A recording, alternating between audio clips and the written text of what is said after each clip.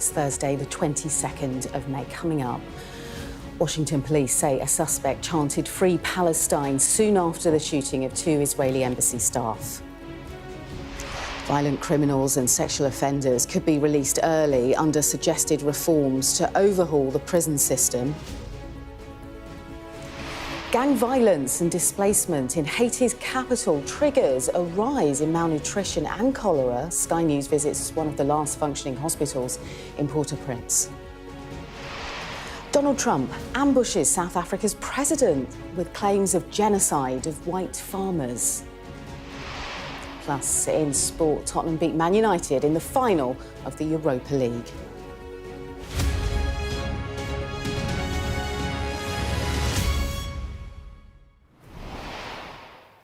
Good morning. We begin with breaking news. 2 Israeli embassy staff members working in Washington, D.C.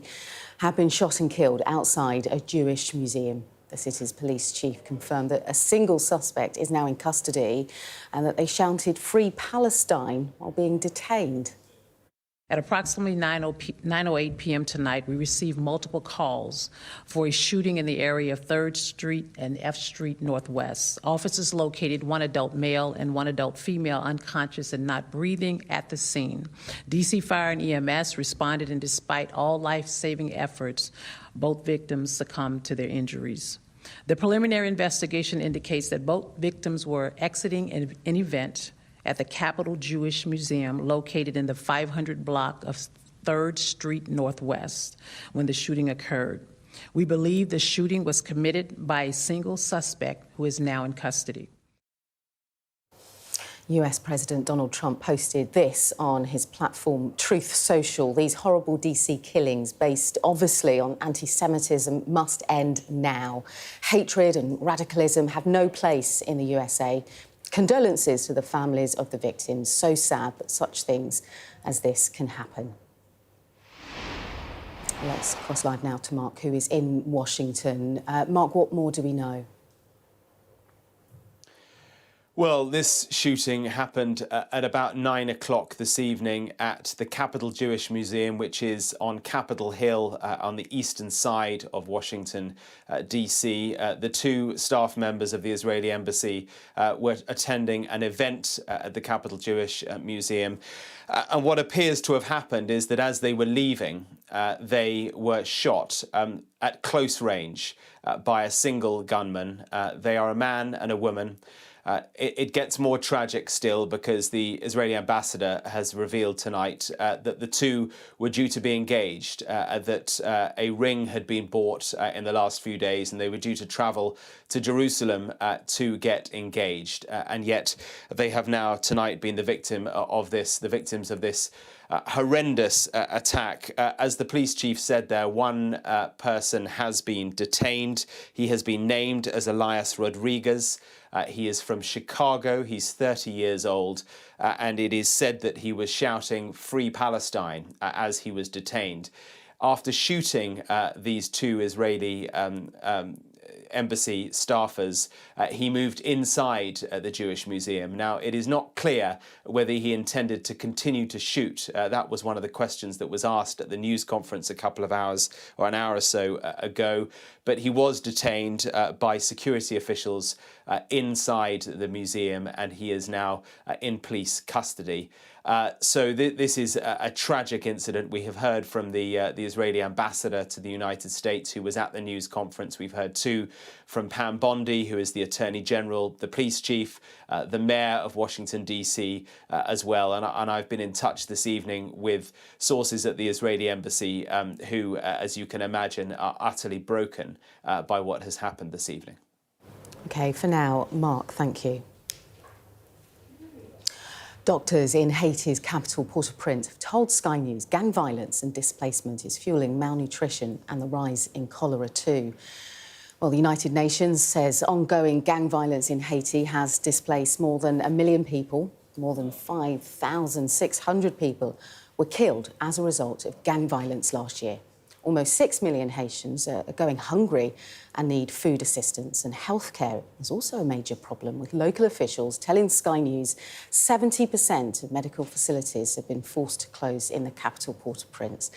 Our chief correspondent, Stuart Ramsey, and his team have travelled to the last remaining hospitals in the capital, known for the birthplace of Haiti's gangs. And a warning, this report contains pictures of malnourished children, which you may find distressing. It's known as the birthplace of the gangs of Port-au-Prince. This section of town has been violent and dangerous for decades. It's called Cité Soleil, Sun City. Armed gang members check us out, but we're with a known driver. We're allowed to pass. Civil society doesn't function here. The gangs control everything and attack anything, even hospitals. The Fontaine Hospital, built in the slums of Cité Soleil, is the only medical facility still functioning. Without it, the people here would have no access to doctors or medicine. Founded 32 years ago by Jose Ulysse, it's a charity. In the cholera ward, he told me the increasing gang violence across Port-au-Prince and the chaos it's causing means people are herding into displacement camps.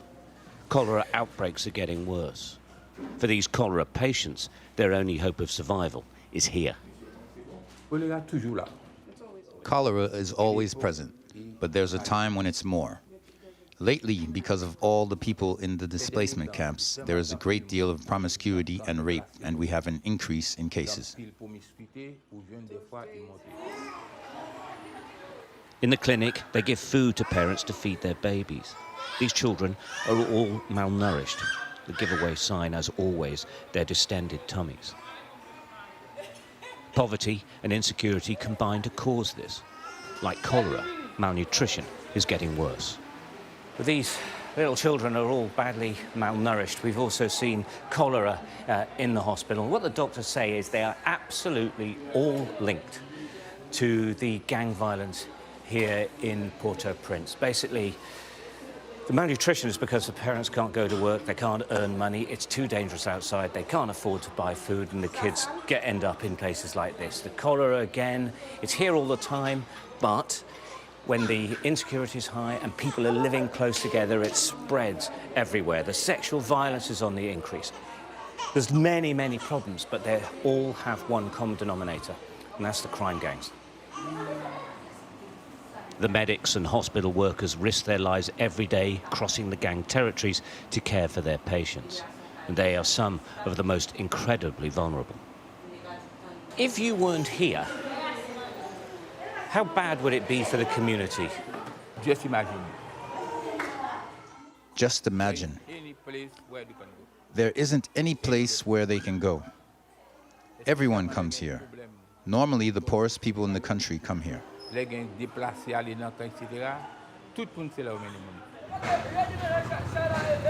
Attacks on hospitals and staff working in the toughest areas of Port-au-Prince have become common.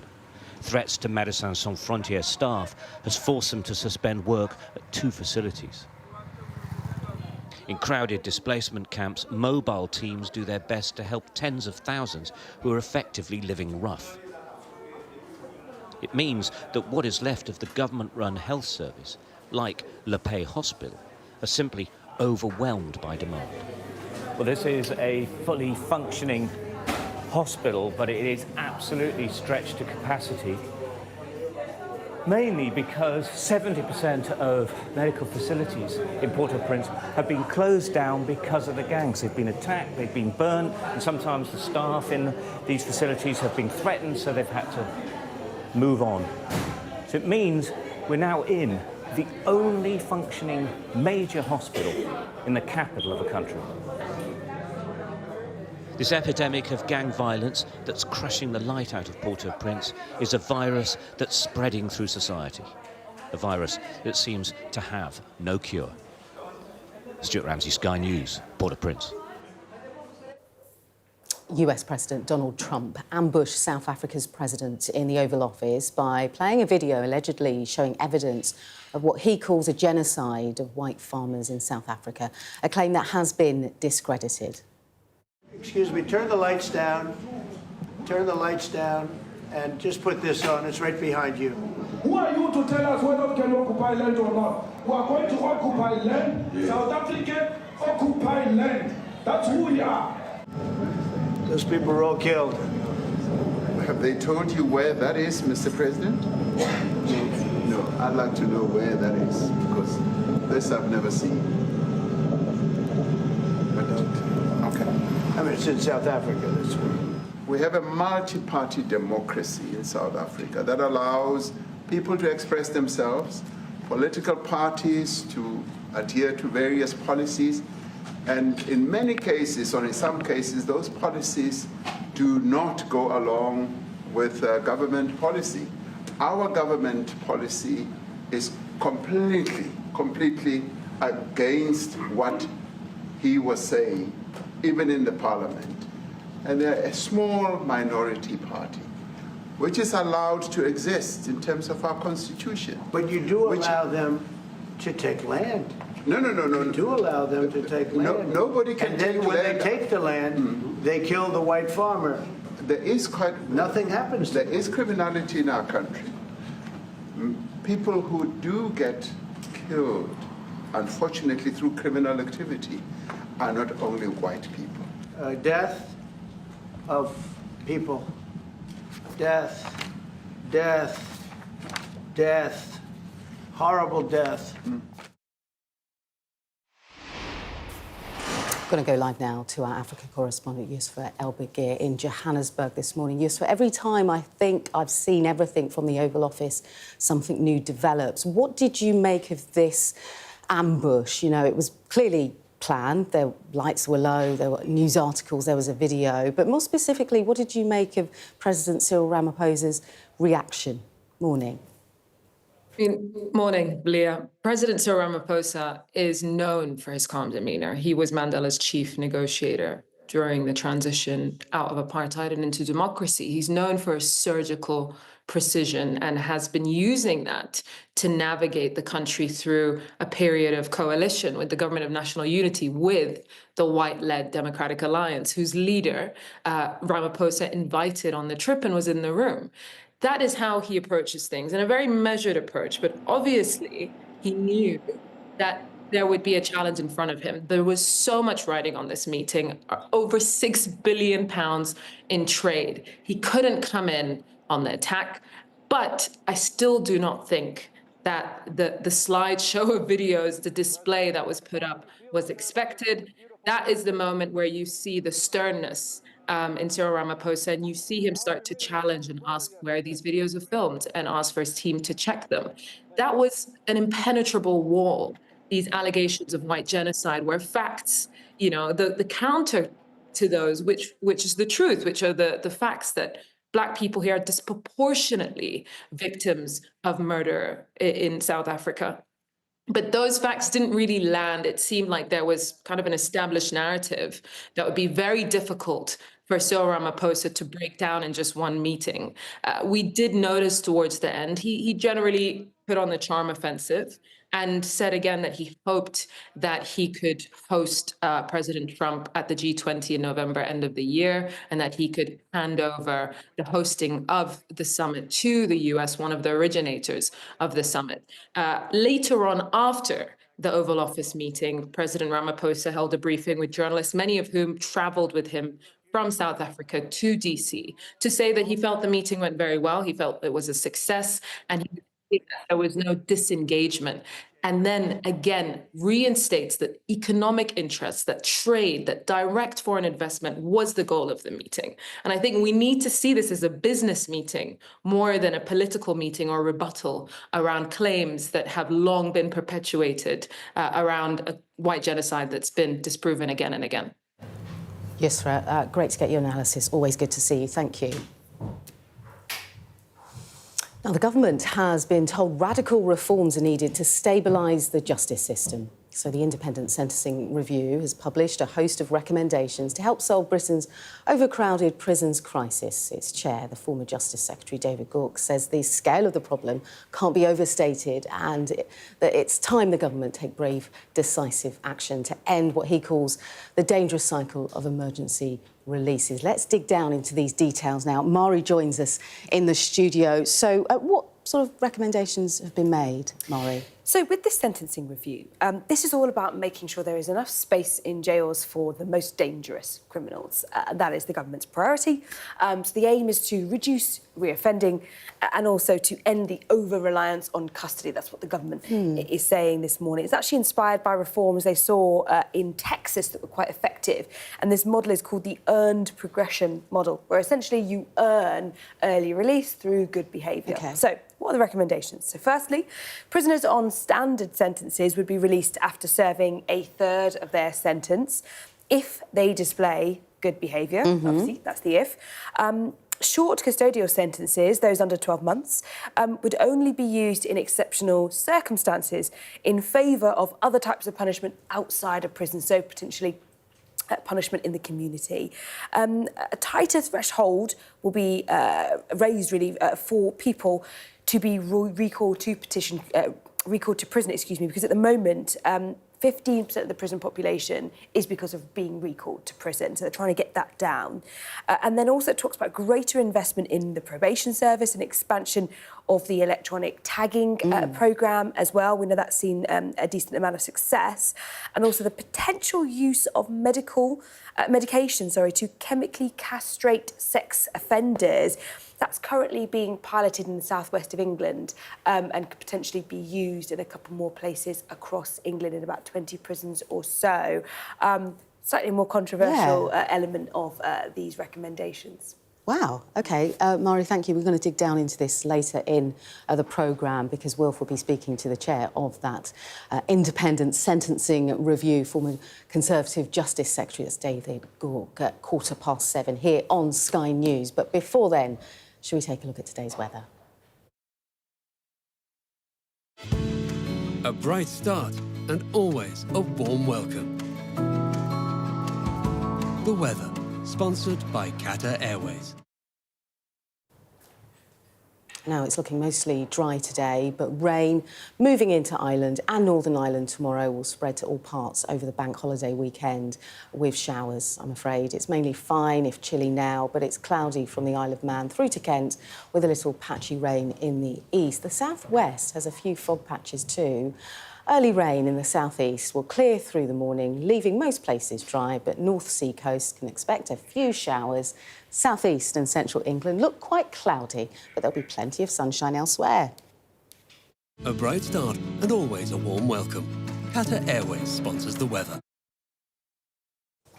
Right, we're heading for a short break now. Do stay with Sky News Breakfast. When we come back, we'll be talking about Marks and Spencer and that cyber attack. They're saying the crisis could cost £300 million. We'll look at what's in store for the retailer's future.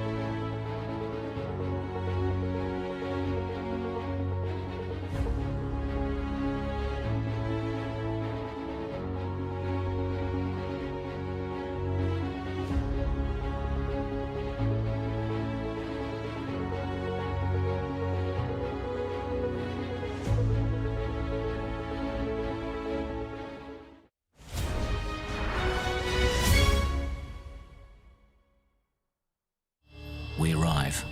A secret hospital hidden in the Myanmar jungle, treating the victims of this bloody war. This is Myanmar today. Its military rulers don't want the world to see, but we have. I fight for my own future. I fight for my generation's future. This is an actual crime. They don't care for that. Myanmar army is only a couple of kilometers away. So this is a major humanitarian disaster.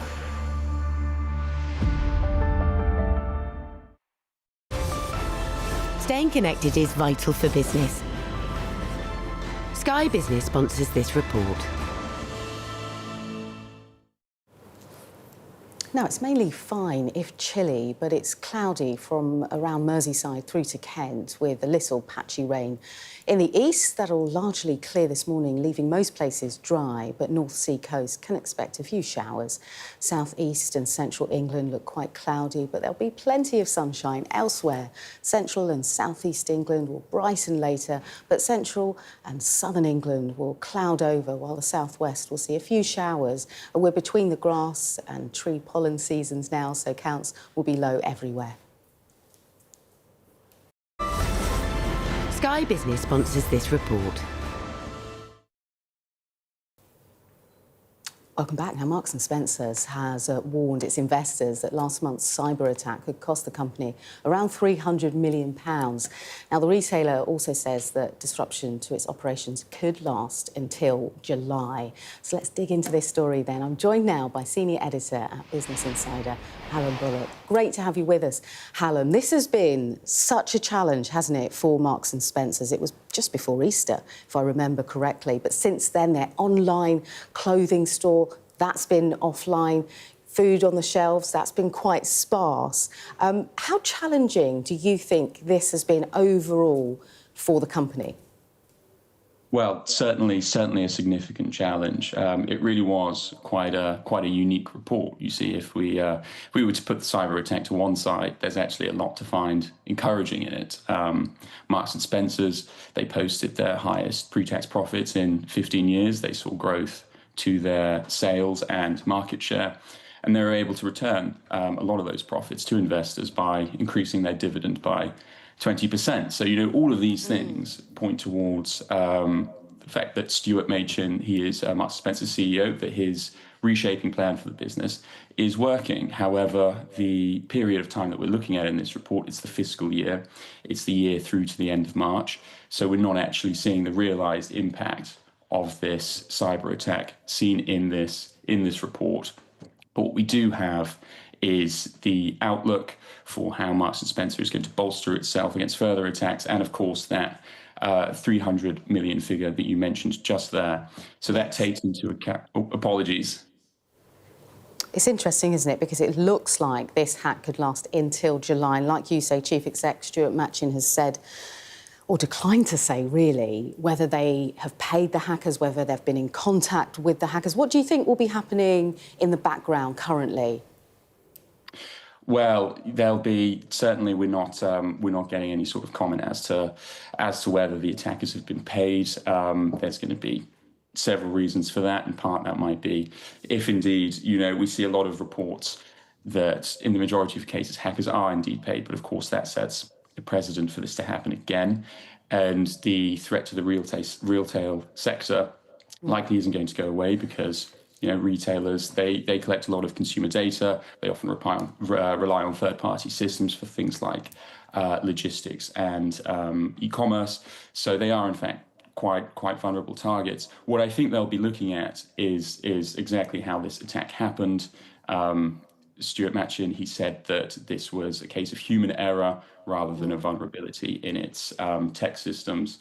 So it will be a vast overhaul looking at the cyber defense across business, because cyber defense isn't just a IT issue anymore. It's believed that the hacking group that has been linked to this attack, Scattered Spider, they have formed for doing things such as social engineering, which is where they actually gain access to systems by essentially conning their way.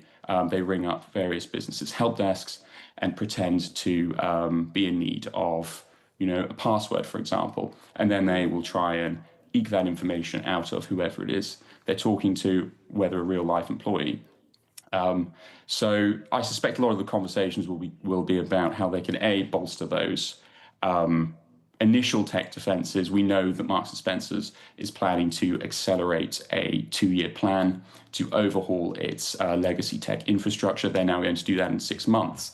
But of course, there is this other element of they got in via human error. So it is, of course, something that needs to be looked at across the company. OK, we're going to have to leave it there. Hallam, thanks so much for your insight on this story. Have a great weekend. Pleasure.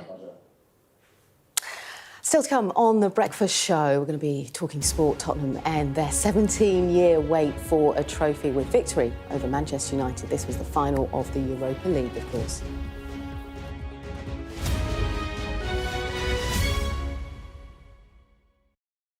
A show of military might and menace. Why should the West trust you? Frankly, I don't care whether the West trusts us or not. Sky News. Get the full story first. Have a quick word for Sky News. Is the West right? Are you fueling Russia's war machine? American journalist Evan Gershkovich is on trial here, but was first on display. I'm Ivor Bennett, Sky's Moscow correspondent.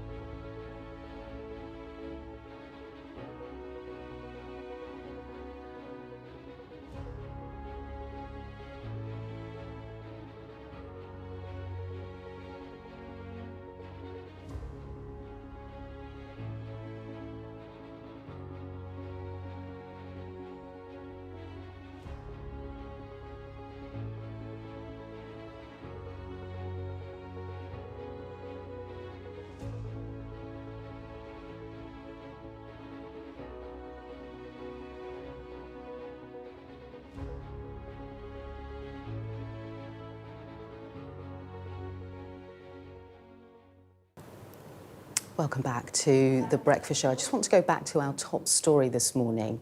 2 Israeli embassy staff members working in Washington, D.C. have been shot and killed outside a Jewish museum. The city's police chief confirmed that a single suspect is now in custody and that they shouted "Free Palestine" while being detained. At approximately 9:08 p.m. tonight, we received multiple calls for a shooting in the area of 3rd Street and F Street Northwest. Officers located 1 adult male and 1 adult female unconscious and not breathing at the scene. D.C. Fire and EMS responded, and despite all life-saving efforts, both victims succumbed to their injuries.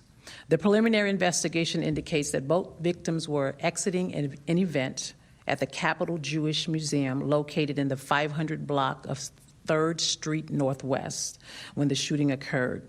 We believe the shooting was committed by a single suspect who is now in custody. Well, US President Donald Trump posted on his platform Truth Social, these horrible DC killings, based obviously on anti-Semitism, must end now. Hatred and radicalism have no place in the USA. Condolences to the families of the victims. So sad that such things as this can happen. Our US correspondent Mark Stone has the latest for you from Washington. Well, this shooting happened at about 9 o'clock this evening at the Capitol Jewish Museum, which is on Capitol Hill on the eastern side of Washington, D.C. The two staff members of the Israeli embassy were attending an event at the Capitol Jewish Museum. And what appears to have happened is that as they were leaving, they were shot at close range by a single gunman. They are a man and a woman.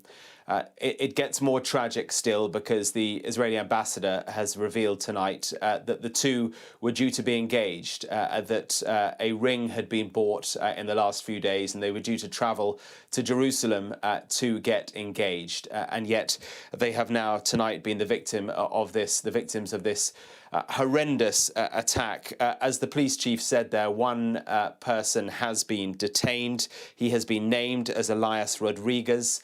He is from Chicago. He's 30 years old. And it is said that he was shouting "Free Palestine" as he was detained.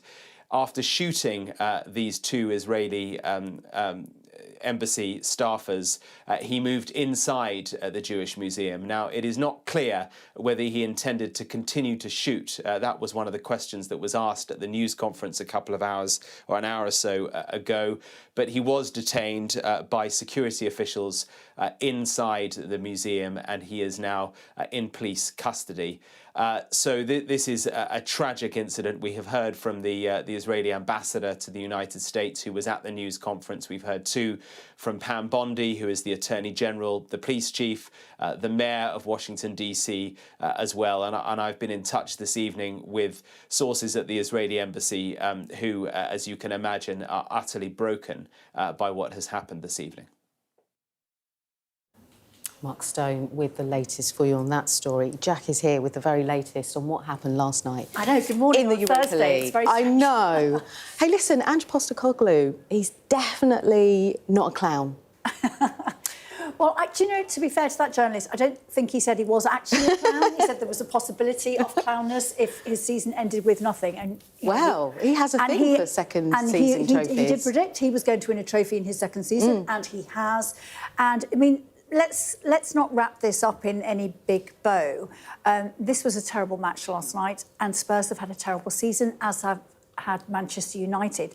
But this is making it so much nicer for Spurs now. You know, the fact that they're finishing or possibly going to finish 17th in the league and have lost 21 times. Try telling that to a Spurs fan this morning, because they've got Champions League football for next season. They've won that match in a pragmatic way against Manchester United. They've managed to play, which is very un-Ange-like, quite defensively, defended beautifully in that second half. Very scrappy match of football. But they had that precious goal in the first half, just before half-time, at Brandon Johnson, and they held onto it in really spectacular fashion. There was an incredible clearance off the line by Mickey van der Ven just before the end. And right at the end, Luke Shaw could have equalised for United with a header. And there was a match-winning save from Vicario. Aww. You can see what it means to these young Spurs fans. That's actually at the Spurs Stadium, who put obviously a big screen up, and they could go in and watch it. I think it was fairly cheaply as well. Not such nice scenes at Manchester United on their sort of I wanted to ask about what do you think this will mean for Ruben Amorim? Well, I don't think his job is in danger, because he's literally just arrived, pretty much. He needs a summer, he needs a pre-season, he needs a chance in the transfer market, perhaps. I don't even know if this is going to be good enough to save Ange Postecoglou's job. I mean, this is their worst season in the top flight since 1978. So is that going to be good enough to save his job? Who knows? But I don't think he is actually thinking about that this morning, and neither are any Spurs fans. Let's have a look at the whole match report. Rob Harris was there in Bilbao. And with his teammates all around him, he lifts it high. From torment to triumph, Tottenham Hotspur's trophy drought is over. 17 years they've waited for this, and they've done it by denying the once mighty Manchester United more silverware.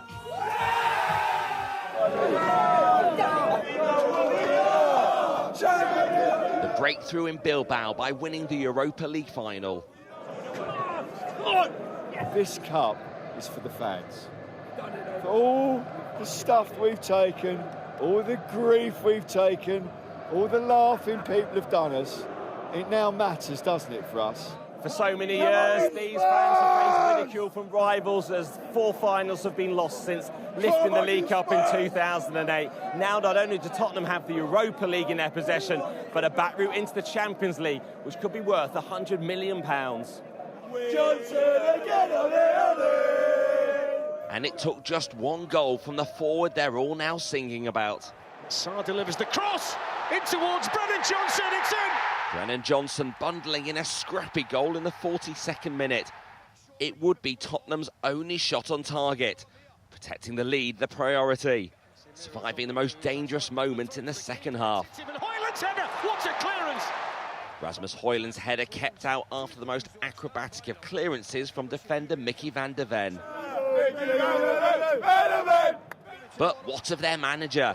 And Postecoglou's future still being questioned despite fulfilling his second season trophy pledge. Mate, I'm a winner. I've been a serial winner my whole career. It's what I've done more than anything else. For Manchester United, not just a trophyless season, Very hard to make. but now a costly season to come out of Europe. Like Spurs, they'll be finishing the Premier League just above the relegation zone. Glory, glory, Tottenham! Miserable for the manager who arrived mid-season. We didn't perform perfect today, but we were better than the opponent. It hasn't been this bad at United in 5 decades. But this was Tottenham's moment, one they've waited so long for. Champions again. Rob Harris, Sky News, Bilbao. Jackie, I mean, Are you a bit jealous as an Arsenal Well, fan? look, Little I tiny couldn't. I bit had WhatsApp messages from Spurs family members, and I couldn't reply. You know, I couldn't say congratulations. Quite smug this morning. Those fans in the stadium, though, I mean, some of those fans had such incredible journeys to get there. Yeah. You know, all over, almost all over Europe, just to try and get to Bilbao to see that match. So, you know, they were vindicated in the end. First trophy in 17 years. Ange Postecoglou said he would win a trophy in his second season. He always does, and he did, and that prophecy came true. And they played in a different way last night. It wasn't, you know, oh, let's just go for it and see what happens. It wasn't Ange ball. It was a well thought out plan. A terribly scrappy match. Ruben Amorim said before, if they don't win this trophy, the whole Europa League campaign would have been a waste of time. Well. Looks like it would have been a waste of time because they have not got European football next season. Spurs have got that massive injection of cash, £100 million, which the Champions League will bring, and also give them the opportunity perhaps of signing higher calibre players should they want to in the summer because they've got that Champions League football. But it is extraordinary. The teams who are 16th and 17th battling it out for a place in the Champions League, and Spurs They did it. Have got it. First trophy in 17 years. And the fact that they finished lowly, in a lowly position in the league, I don't think any Spurs fan will care at all this morning. Staying connected is vital for business. Sky Business sponsors this report. Patrick, let's go back to the start of your time here at Genoa. You took over in mid-season. It's the first time you've done that as a coach. Talk to us about the journey that you've had and the pride at the achievement of securing safety this season in Serie A. It was a big challenge. It was a big task. And of course, I take time to make a decision because knowing the difficulties to go to a club in a mid-season with huge challenges on the field because the result wasn't the best, challenges with injuries because the group of players had a couple of injuries and important players, and of course huge challenges because of the stability of the club outside of the field. So when you put all together, it was a big one. But I strongly believed that I had the capacity and the quality to make this football club remaining in Serie A. There is a strength around this football club. And of course, what as well was a massive part of the decision was the fan base, the atmosphere in the stadium. So when I analyzed the situation and looking at the potential of the club, I think everything's there for me to do a good job. How much have you drawn on the experiences from the clubs you've already managed? I think in every club that I've been, Sky Business sponsors this report. Doctors in Haiti's capital, Port-au-Prince, have told Sky News gang violence and displacement is fueling health issues such as malnutrition and the rise in cholera. 70% of medical facilities across the capital have been forced to close, with staff and patients fearing for their safety. I'm pleased to say we're joined now by former Haitian President's Special Advisor and former UN peacekeeper, Pierre-Anthony Lewis. Thanks so much for joining us on Breakfast this morning. From what you've seen from Sky News now reporting from Stuart Ramsey and his team, is it the Haiti that you recognised growing up? Morning. Good morning. Certainly not. This is not Haiti I grew up in. What we're seeing is a nightmare. It's a catastrophe. It's a man-made catastrophe, and it's not the Haiti that I grew up in. What do you think currently are the biggest challenges Haiti faces? Haiti's biggest challenge right now is governance. The security situation is not the problem. I don't mean to say that there is no security issue, absolutely, but it's not the issue. You cannot fix the security issue without fixing the governance problem. Haiti is not governed. Haiti is a failed state. It is not governed. The Haiti's elites have led the country to this catastrophe, and there is no way, shape or form that this can be resolved without first taking care of the governance problem. And the issue of gangs, how do you think the country can overcome its problem with gangs? It all leads back to governance, I suppose. Yes, because let's assume, by some sort of magic, one could defeat the gang, which, by the way, I believe can be done. The problem is because Haiti is not governed, there is no national security strategy. You need a strategy. You need to be able to take the fight to the gangs rather than sitting back and waiting for the gangs to attack and then to be acting like firefighters.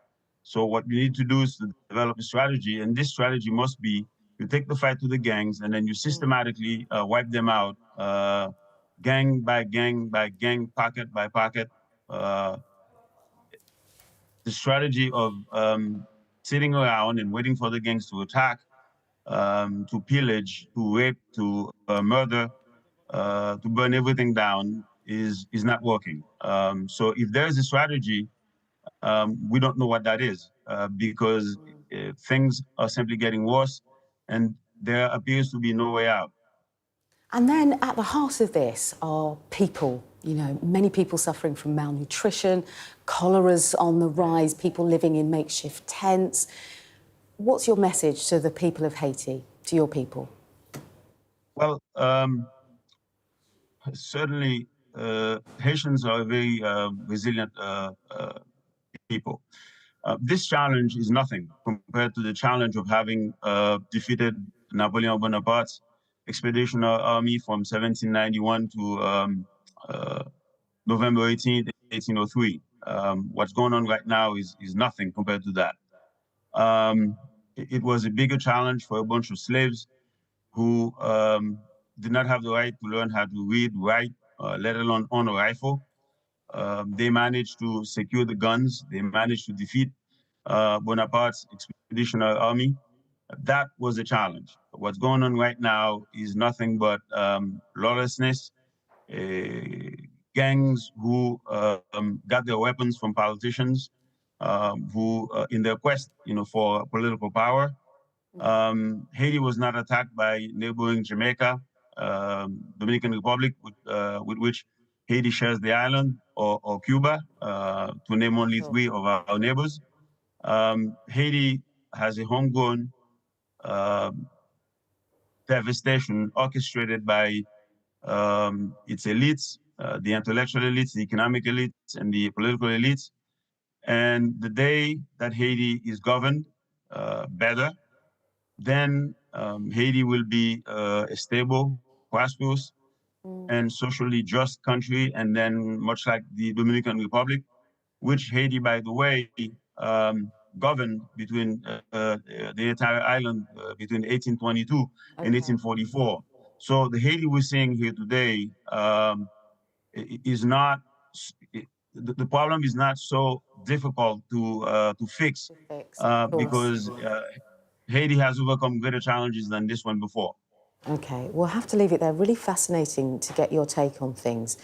Pierre, Anthony Lewis, thank you so much for your time. Thank you very much. Thanks for having me. OK, we're going to take a look at today's weather now. The ideal atmosphere, whatever the altitude. The weather, sponsored by Qatar Airways. It's looking mostly dry today, but rain moving into Ireland and Northern Ireland tomorrow will spread to all parts over the bank holiday weekend, with showers following. It's mainly fine, if chilly now, but it's cloudy from the Isle of Man through to Kent, with a little patchy rain in the east. The southwest has a few fog patches too. Early rain in the southeast will clear through the morning, leaving most places dry, but North Sea coast can expect a few showers. Southeast and central England look quite cloudy. Breathtaking views with clear skies ahead. Qatar Airways sponsors the weather. Still to come on The Breakfast Show, we'll be discussing the stories in the newspapers in our news review with Mari.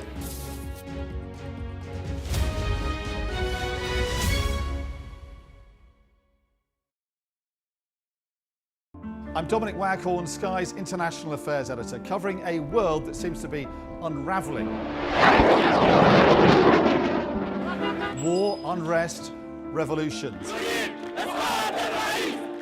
It's not his country, it's ours. They have succeeded for the first time in their country's history in removing a leader from power. No freedom! Sky News, the full story first.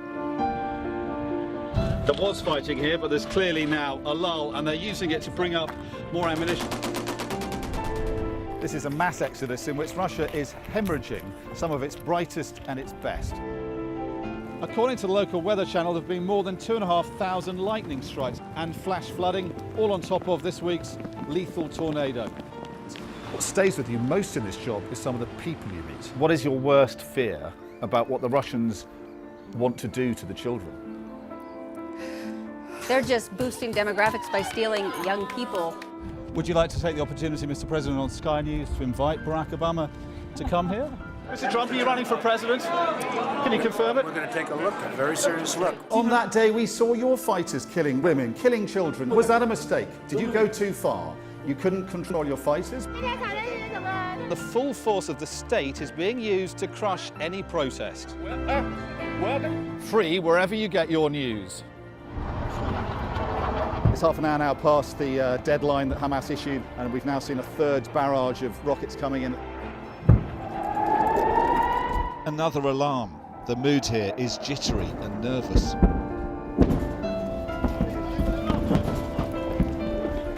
We're seeing the world get more and more divided, and it's our job to try to make sense of it all. I want to start the programme today with an aim, a story that I can't get out of my head. The campaign has now started. This is your chance. Tell people this is the Politics Hub. It's not correct. The tax burden is projected to go up. No, I am talking about no, but I'm not. This is my interview. Look, this is ridiculous. No one does care about us. I'm really interested in that. On the Politics Hub, we like to push the boundaries. He's got the majority. The question is, what is he going to do with it? A show of military might and menace. Why should the West trust you? Frankly, I don't care whether the West trusts us or not. Sky News. Get the full story first. Have a quick word for Sky News. Is the West right? Are you fueling Russia's war machine? American journalist Evan Gershkovich is on trial here, but was first on display. I'm Ivor Bennett, Sky's Moscow correspondent.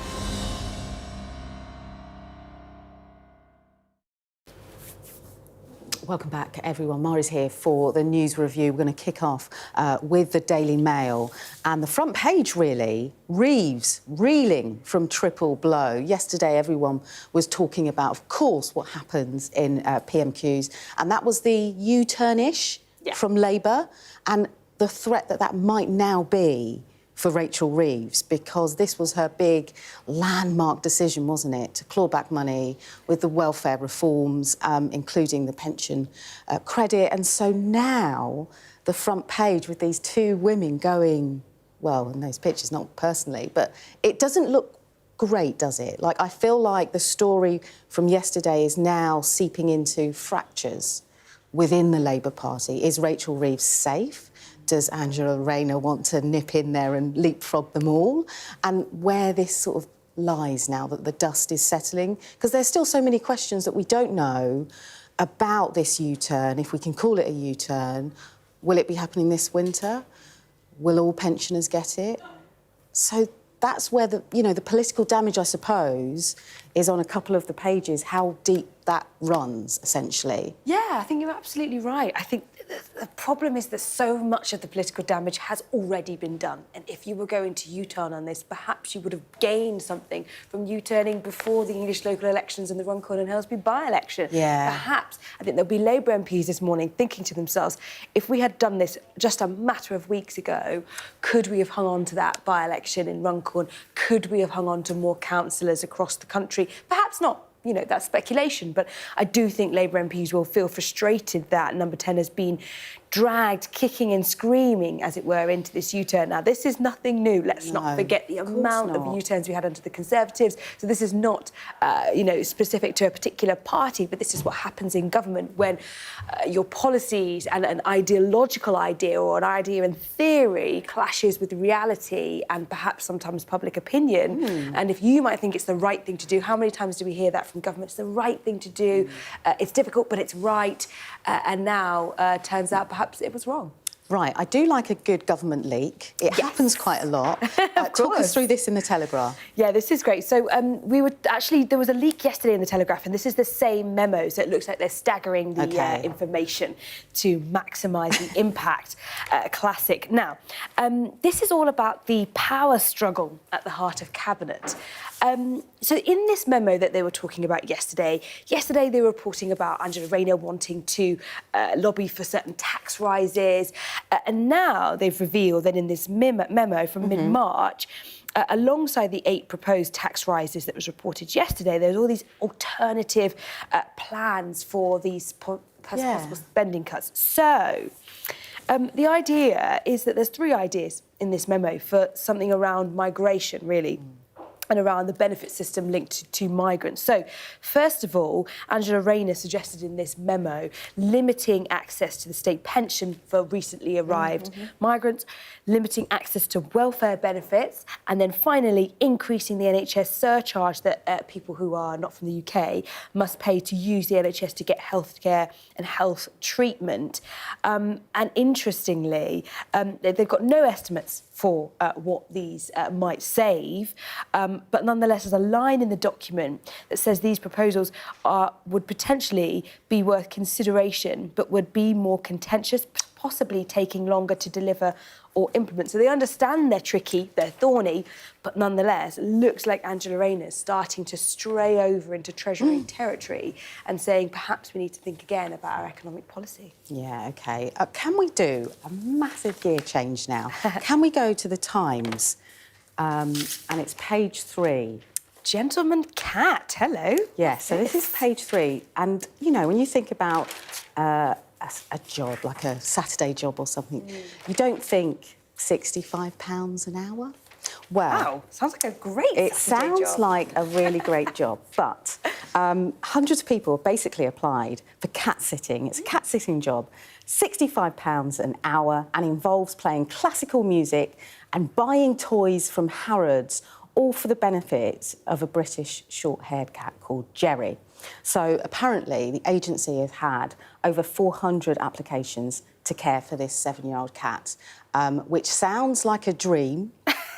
I would do it if I could, if I had more time on my hands. But the job was listed, apparently, £45 to £65 an hour, and involves 40 hours of babysitting this cat, which I think is extraordinary. I'm not really a cat person. His best life, hey? Totally.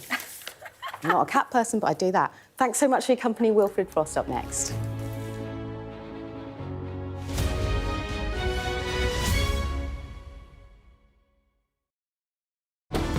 Jubilation in the streets, while some emotional. This is a political victory for Prime Minister Modi and his Hindu Nationalist Party. I'm Neville Lazarus and I'm Sky's reporter based in Delhi. Companies like these are helping India in its trajectory to be a serious player in space exploration.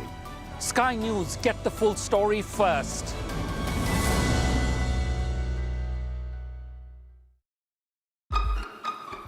We've got your Sunday mornings covered.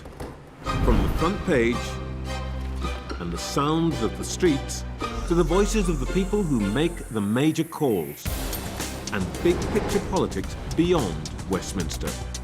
We'll put you at the heart of our story. I'm ready. Are you? Join me, Trevor Phillips, Sunday mornings on Sky News.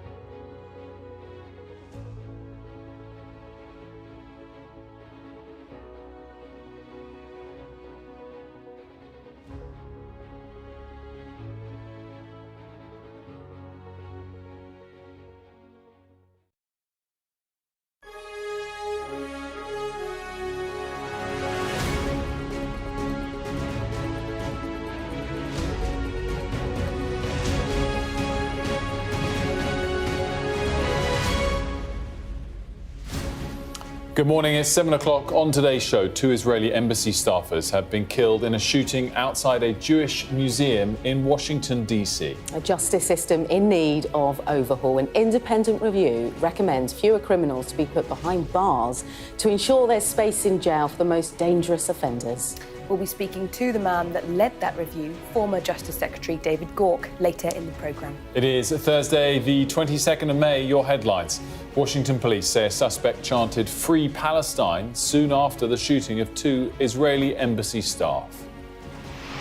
Violent criminals and sexual offenders could be released early under suggested reforms to overhaul the prison system. Gang violence and displacement in Haiti's capital triggers a rise in malnutrition and cholera. Sky News visits one of the last functioning hospitals in Port-au-Prince.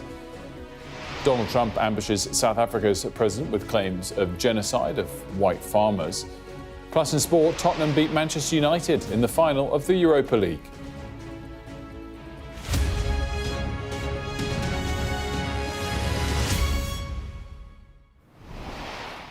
Very good morning to you. We begin with the breaking news. 2 Israeli embassy staff members working in Washington, D.C. have been shot and killed outside a Jewish museum. The city's police chief confirmed that a single suspect is now in custody and that they shouted "Free Palestine" while being detained. Prior to the shooting, the suspect was observed pacing back and forth outside of the museum. He approached a group of 4 people, produced a handgun, and opened fire, striking both of our decedents. After the shooting, the suspect then entered the museum and was detained by event security. Once in handcuffs, the suspect identified where he discarded the weapon, and that weapon has been recovered, and he implied that he committed the offense. The suspect chanted "Free, Free Palestine" while in custody. The suspect has been tentatively identified as 30-year-old Elias Rodriguez of Chicago, Illinois. US President Donald Trump has posted on his platform, Truth Social, these horrible DC killings based obviously on anti-Semitism must end now. Hatred and radicalism have no place in the USA. Condolences to the families of the victims. So sad that such things as this can happen. We've got full team coverage for you. Mark Stone's in Washington for us. Ashish Joshi's at the scene. Ali Bunkle's in Jerusalem. Let's go to Mark, first of all. Mark, what do we know about the latest on this situation? Well, it was just around about 9 o'clock this evening in the downtown area of Washington, D.C., outside the Jewish Museum where the shooting took place. There was an event taking place there at the Jewish Museum for young diplomats, the Young Diplomats Reception 2025. So we can assume that there would have been diplomats and staffers there from many different embassies. It was being run by the Jewish American Committee. Now, the man opened fire at close range and 2 people were shot and pronounced dead at the scene. There is added tragedy because the Israeli ambassador, who was at a news conference, a late-night news conference a couple of hours ago, has revealed that the two victims were a couple and that they were due to travel to Jerusalem this coming week to get engaged. So a deeply personal tragedy there. I've been in touch with sources at the Israeli embassy this evening, and I can tell you the whole embassy is in a deep, deep sense of shock this morning as they absorb this news. You also get the sense of just how seriously, naturally, the Trump administration is taking this. Not only has he tweeted about it very, very quickly or posted on social media, but Pam Bondi, his Attorney General, the federal Attorney General, was at the news conference, the midnight news conference, alongside the mayor of Washington, D.C., Muriel Bowser, and the police chief, who gave quite a bit of detail. The man is in custody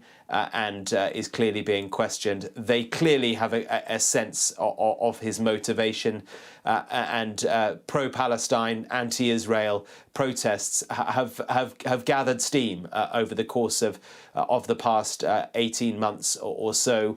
protests, peaceful protests on college campuses, but also more violent acts as well. It was a few months ago that we saw a man set himself on fire outside the Israeli embassy here in Washington, D.C. That a protest of what he was watching unfold in Gaza. But this is a very serious incident. You know, Wilf, there are shootings most nights in Washington, D.C. Very rarely do they involve foreign embassy staffers. And of course, the challenge now will be to question this man and understand precisely what his motivations were, whether he was acting alone. There is some suggestion that he moved into the museum, questions about whether he wanted to continue his attack. Mark, great stuff. Thanks so much for that. Let's listen to a soundbite before we get out to Ashish of the ambassador there. We are a resilient people. The people of Israel are resilient people, and the people of the United States of America are resilient people. Together we won't be afraid, together we'll stand, and we're going to overcome moral depravity of people who think that they're going to achieve political gains through murder. Well, Ashish is outside the Capitol Jewish Museum for us, scene of the shooting. Bring us up to speed of the mood there, Ashish. The Capitol Museum is just further up the block. You can see it's been cordoned off and police remaining in presence here, just stopping people from walking up closer towards the scene. I'm going to speak now to John Ellison. He's a Chicago resident who happened to be walking past at the time. John, thank you for talking to us this evening. Deeply disturbing scene for you to witness. If it's okay with you, would you just share with us and tell us exactly what you saw happen this evening? I was walking by, and a guy came up and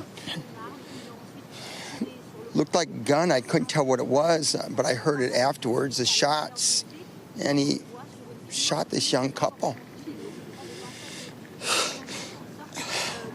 Okay. And then he ran inside and yelled something. I couldn't make it out what he said. He just ran up. It was terrible. I don't know what. It was terrible. It looks like he knew him, but I don't think he knew him. But he went right up to him. I don't know. John, thank you. Deeply tragic event that you had to witness, and thank you for reliving it for us. So John Ellison said he was walking past the centre at the time. He said he saw this man, apparently according to the police when they gave their press conference earlier, this man had been seen earlier that evening pacing up and down the streets. And obviously, after that tragic event where he targeted this young couple who were leaving the building, leaving the event, after shooting them, shouting "Free Palestine," which John earlier, he told me, he heard him shout Palestine, Palestine. He said he couldn't quite make out what he was saying, but it seems at least to match what the police are reporting this evening. As you can see, the police will stay here throughout the day. This will remain cordoned off, even though the suspect is in custody being questioned. And not only President Trump tweeting, but Secretary of State Marco Rubio, he's just been tweeting saying this is clearly an anti-Semitic attack and that perpetrators will be brought to justice swiftly. So clearly a great deal of concern here in the Capitol this morning.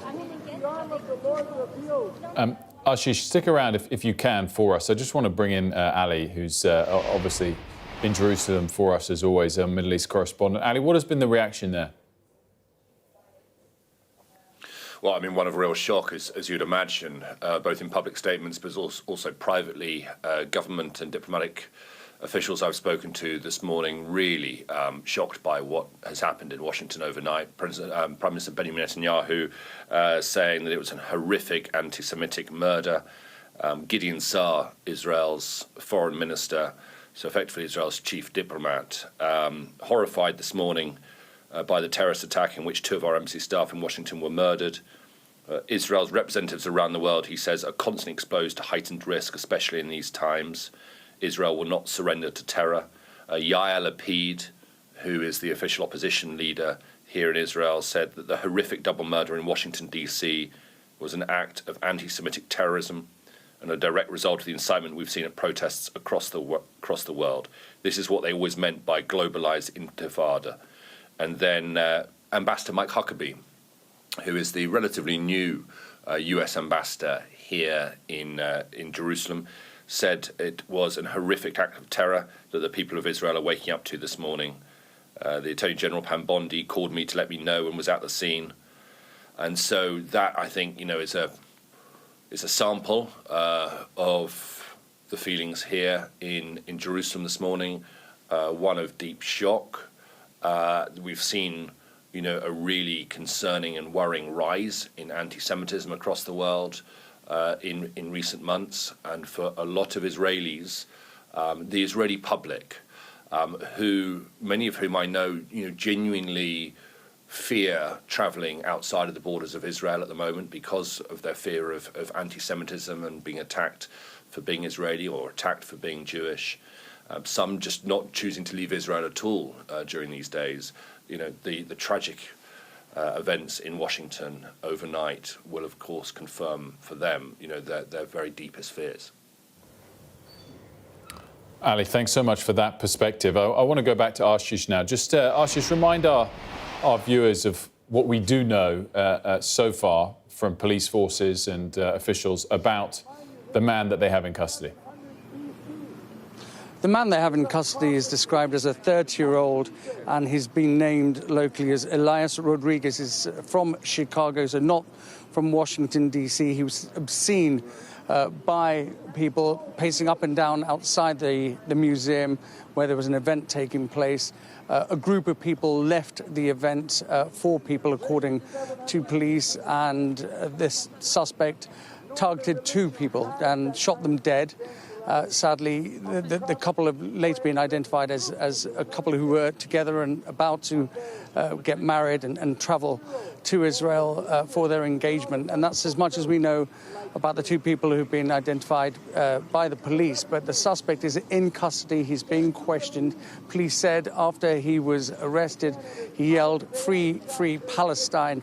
And this is being condemned as an anti-Semitic attack by the authorities. President Trump tweeting about it this evening. So too Marco Rubio, the Secretary of State, saying this is a heinous attack on the Jewish community and the perpetrators will be brought to justice. The suspect is in custody. The area remains cordoned off, and obviously a very tragic event. We were speaking to the witness earlier on who saw what happened, trying his best really to recall what must have been a devastating attack to witness, not just for him, but all of the people attending the function this evening, and of course the wider community here in DC and across America. Ashish, as always, thanks so much. Our thanks to Mark Stone, Ali Bunkle and Ashish. Much more on that to come throughout the morning. We will be speaking to the Israeli ambassador to the UN from the US, from New York, not DC, in the next 20 minutes. Now here, the government has been told that radical reforms are needed to stabilise the justice system. The Independent Sentencing Review has published a host of recommendations to help solve Britain's overcrowded prisons crisis. Let's take a look at some of the review's recommendations. Well, prisoners on standard sentences, would be released after serving just a third of their sentence if they display good behaviour.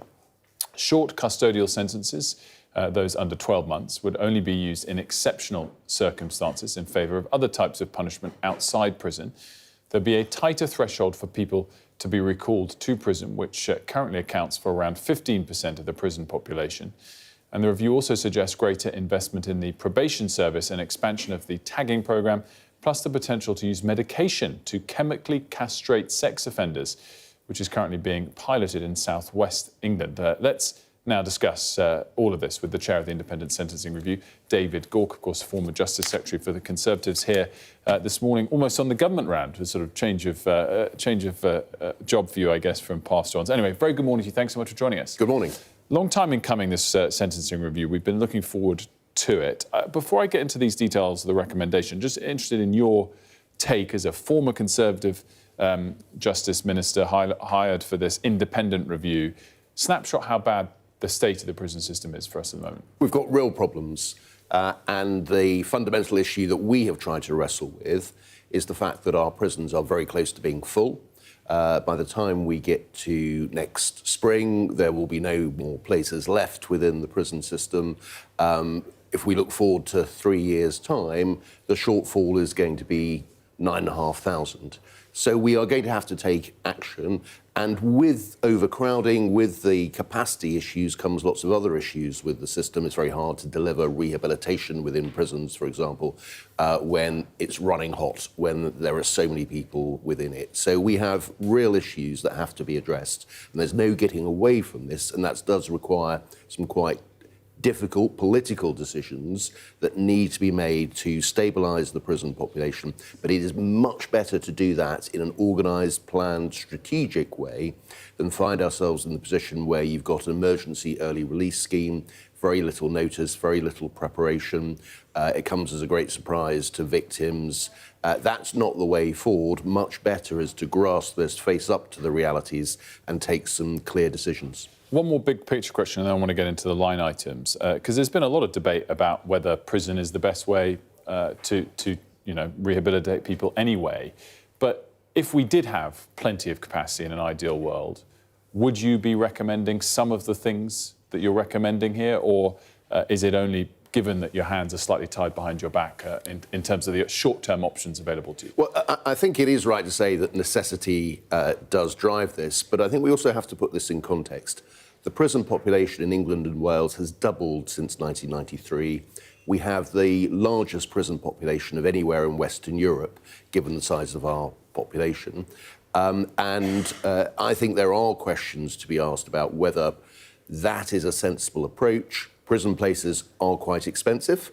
£54,000 a year for a prison place. There's an awful lot you can do in the community that would be more effective in terms of rehabilitation. But look, prisons are an important part of our criminal justice system. Punishment is an important part of our criminal justice system. But our criminal justice system should not just be about prisons, should not just be about punishment. We need to focus on reducing crime overall. And I think there is a case for rebalancing, being more effective about what we do in the community, more effective in terms of rehabilitation. That will reduce crime, that will reduce reoffending, it will reduce the number of victims we have. So I think there is a case for reform in any event, but the fact is, whether you buy that argument or not, any government is going to have to take action now to get that prison population under control. I guess that the headline on this is that some prisoners could be released after less than half of their sentence. It almost begs the question whether probation is then the right word to be using for that.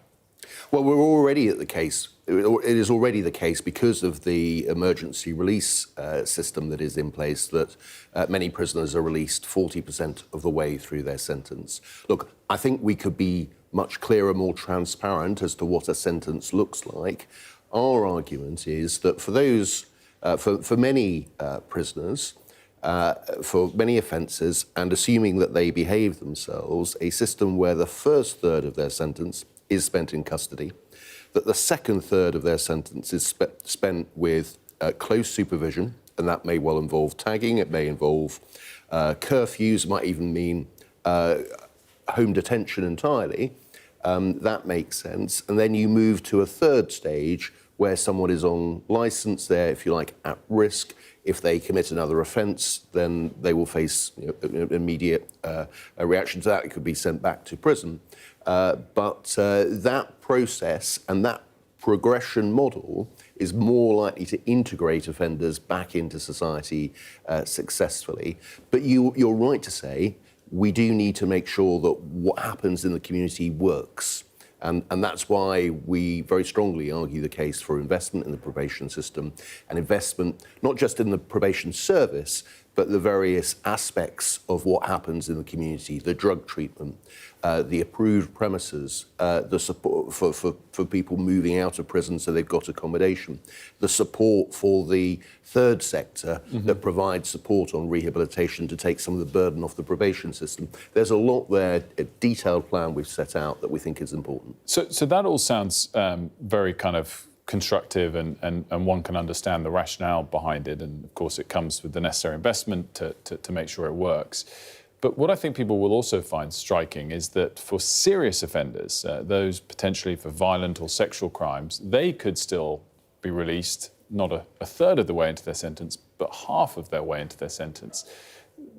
Is it fair to say that, given I guess this will be an imperfect rollout, as these things always are, that people will be more at risk in the community based on these plans, which might be born out of necessity? No, I don't accept that, because if you can improve what happens at the probation level, if you've got that closer supervision in the community, if in other parts of the system, if you have stronger community sentences, they can be more effective in terms of reducing reoffending. Your point about sexual and violent offenders, what we're talking about is reverting to a release point that was in place 5 years ago. So this is not a radical change, in all honesty, in this particular area. Where I think it is important is that we devote resources in community at the higher risk offenders and the more prolific offenders to make sure that that system is working as effectively as possible. But we, as I say, I do come back to this point. We are going to have to take some difficult decisions, because that shortfall, the capacity crisis, is going to be very, very considerable by the time we get to, say, 2028. In terms of the sexual offenders, there's a lot of the papers have jumped on this, the idea of using chemical suppression for sex offenders. What does that mean exactly? So one of our recommendations is that we think that we should continue to explore this. This is drugs that reduces sexual desire. It's not appropriate for every sexual offender. And the evidence base for this does need to be built up. It is something that is used in many jurisdictions. It is not unknown. We do use it here. There is a small pilot underway in the southwest of England. We think that can be expanded. As I say, I'm not going to claim it's the answer for everything. This is about reducing the risk of reoffending in future. There are some sex offenders who want to reduce their desires. And if we can explore this, I think that is something that's worthwhile. As I say, I don't think it's going to be the answer for many, many cases, but I do think it could play a role. But we need to build up the evidence base. That is all we're saying within our report. Which I get, so it's not a firm recommendation at this point. I guess putting the last two questions together, you're talking about potentially releasing sex offenders after just half of their sentence, and for at least a pool of them still needing something to prevent them from being a sex offender once they're released. That doesn't scream to people watching that those people should have been released in the first place. There is always a risk whenever someone is released, of course. What we're looking at trying to do is reduce that. We have to remember, everybody, but you almost wouldn't release everybody, a murderer if there was a need to take a drug to reduce their aggression, I would presume. Again, I just wonder where the line is. Remember, almost everybody in prison is at some point going to be released. What we have to look at is to have a system in place that reduces the risks of reoffending as much as possible. If we think there is some kind of pharmaceutical intervention that can make a contribution to that, to can further lower any risks, then we should at least explore it. And that is all we are saying in that particular context. Rather than keep them in prison until that risk is diminished? Well, the point being is that at some point, almost every prisoner is going to be released. We have to look across the system at doing everything we can do to minimise the risk of reoffending. You cannot remove that risk altogether. But as I say, given that most people are going to be released, one should take a pragmatic view as to what can make a contribution to reduce that risk.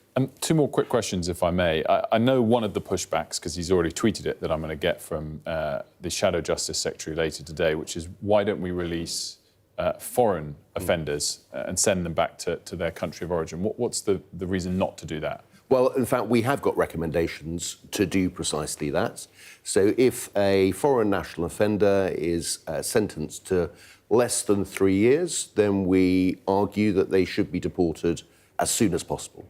If they've got a sentence that is more than 3 years, so a particularly serious offence, we can deport them, but there is absolutely no guarantee, unless there's a prison transfer agreement in place with another country, that offender will go into prison. They could well be then free, walking the streets. And I think you have to strike a balance here. So if someone has committed a serious offence, they're a foreign national offender, if we just deport them, whatever the length of their sentence, they could be walking free. And I don't think that would be fair on victims. I don't think that would be right for society as a whole. So you have to balance the guarantee of punishment for serious offenders with the case for getting them out of our jails as quickly as possible. Could we deport people immediately, or you have to have individual bilateral agreements with countries in question?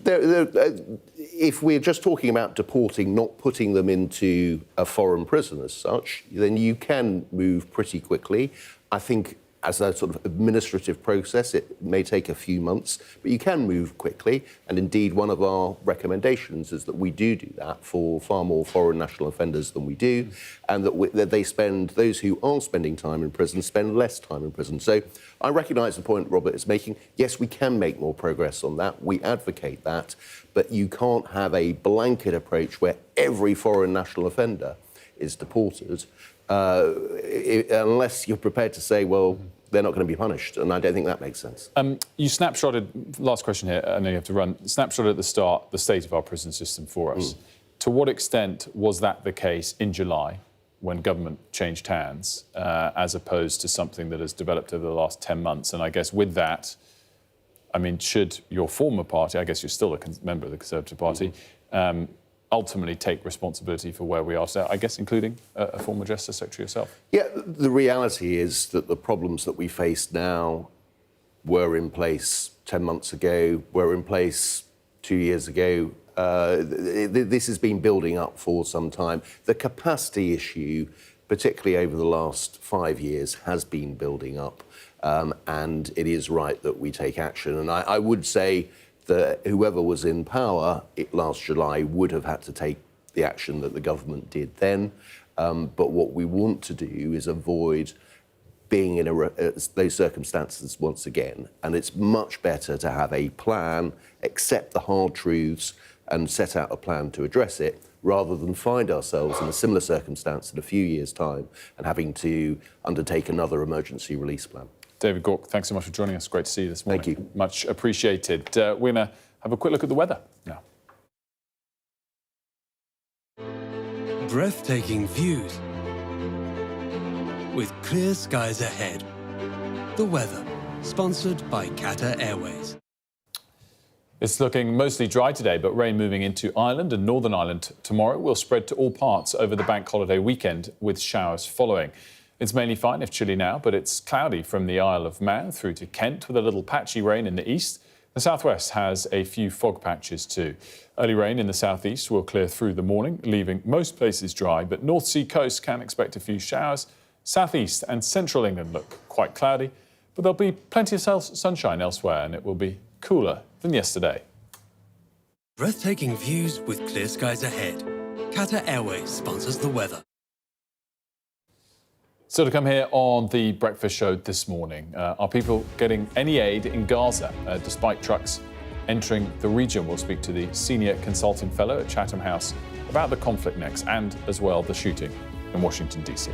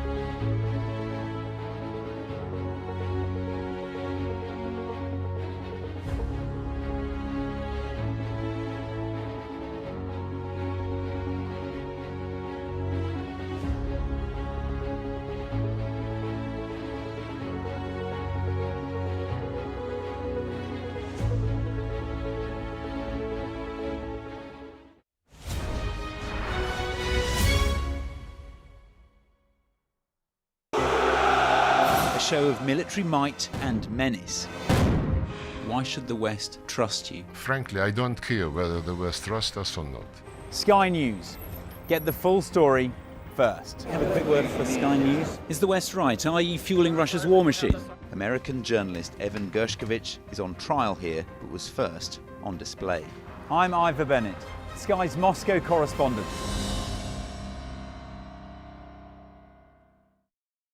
We arrive. A secret hospital hidden in the Myanmar jungle, treating the victims of this bloody war. This is Myanmar today. Its military rulers don't want the world to see, but we have. I fight for my own future. I fight for my generation's future. This is an actual crime. They don't care for that. Myanmar army is only a couple of kilometers away. So this is a major humanitarian disaster.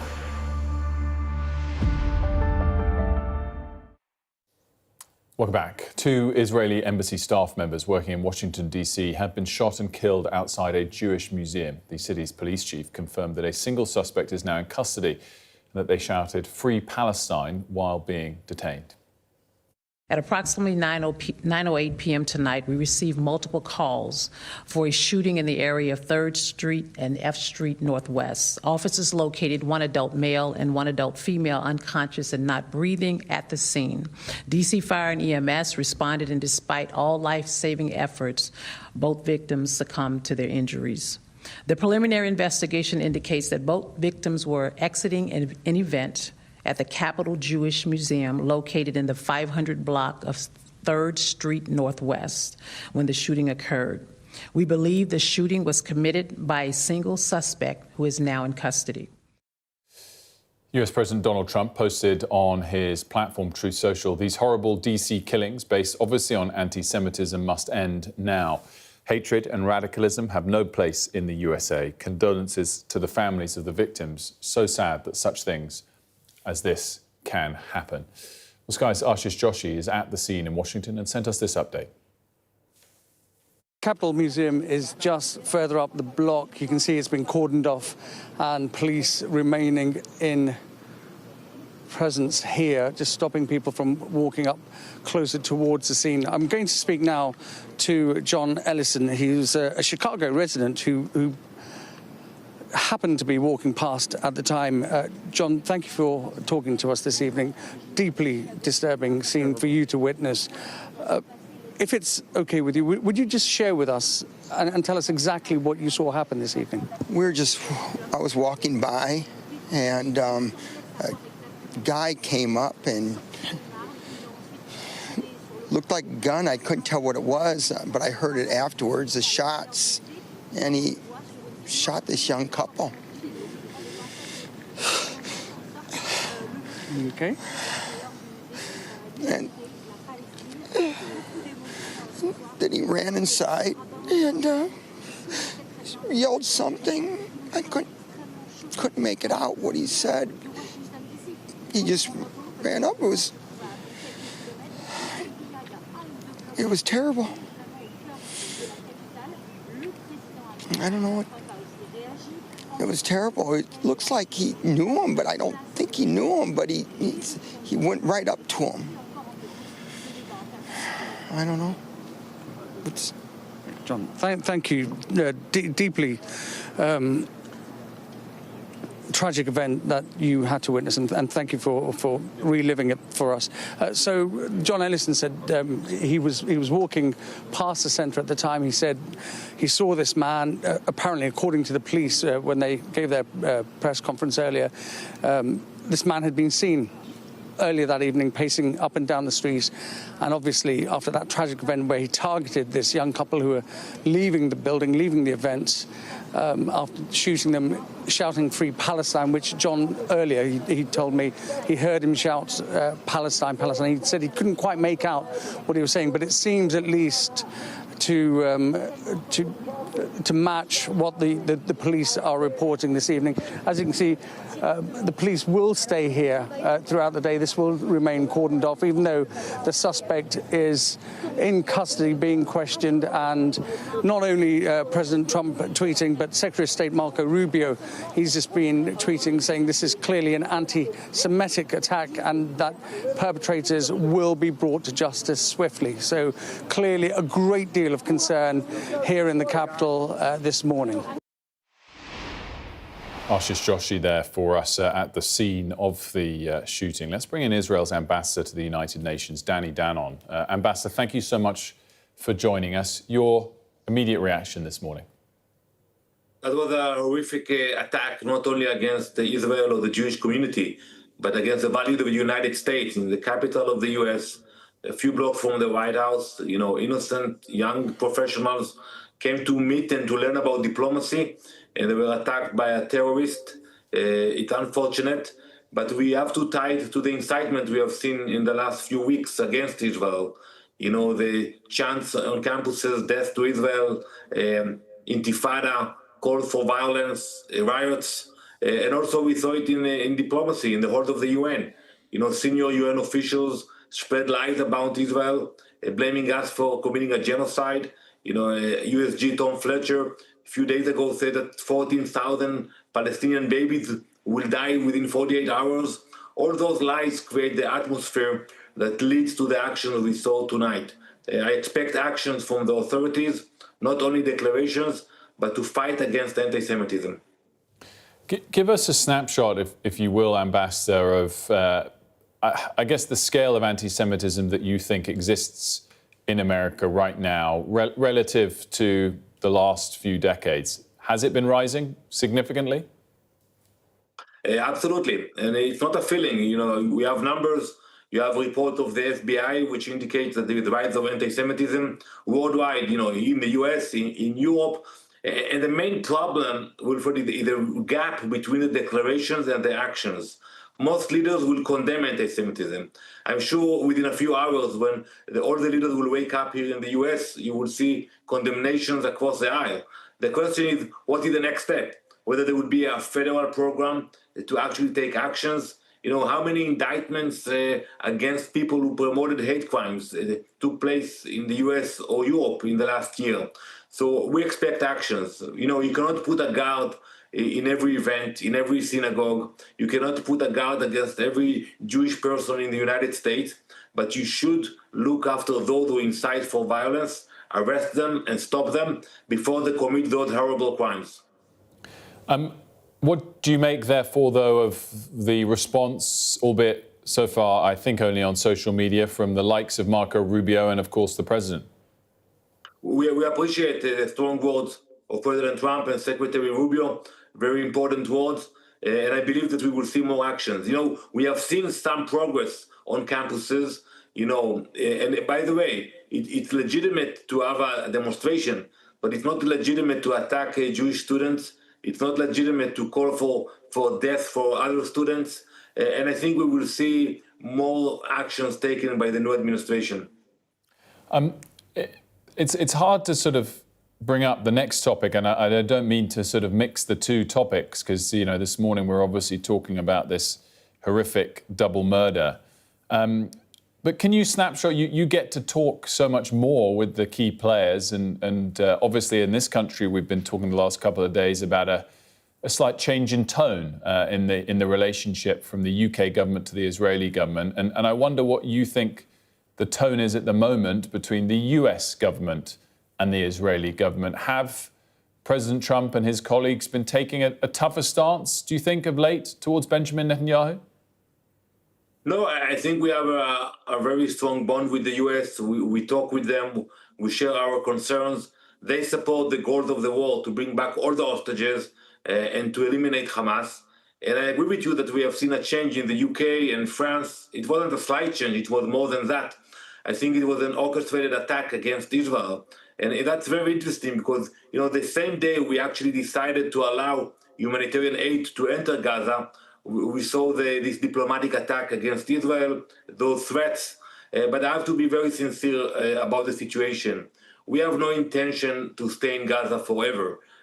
We didn't start this war, but the war will not end with 58 hostages left behind. In order to finish this war, the hostages have to come back. Hamas should lay its weapons, maybe exile the leadership of Hamas, and then there will be future for Gaza and stability in the region.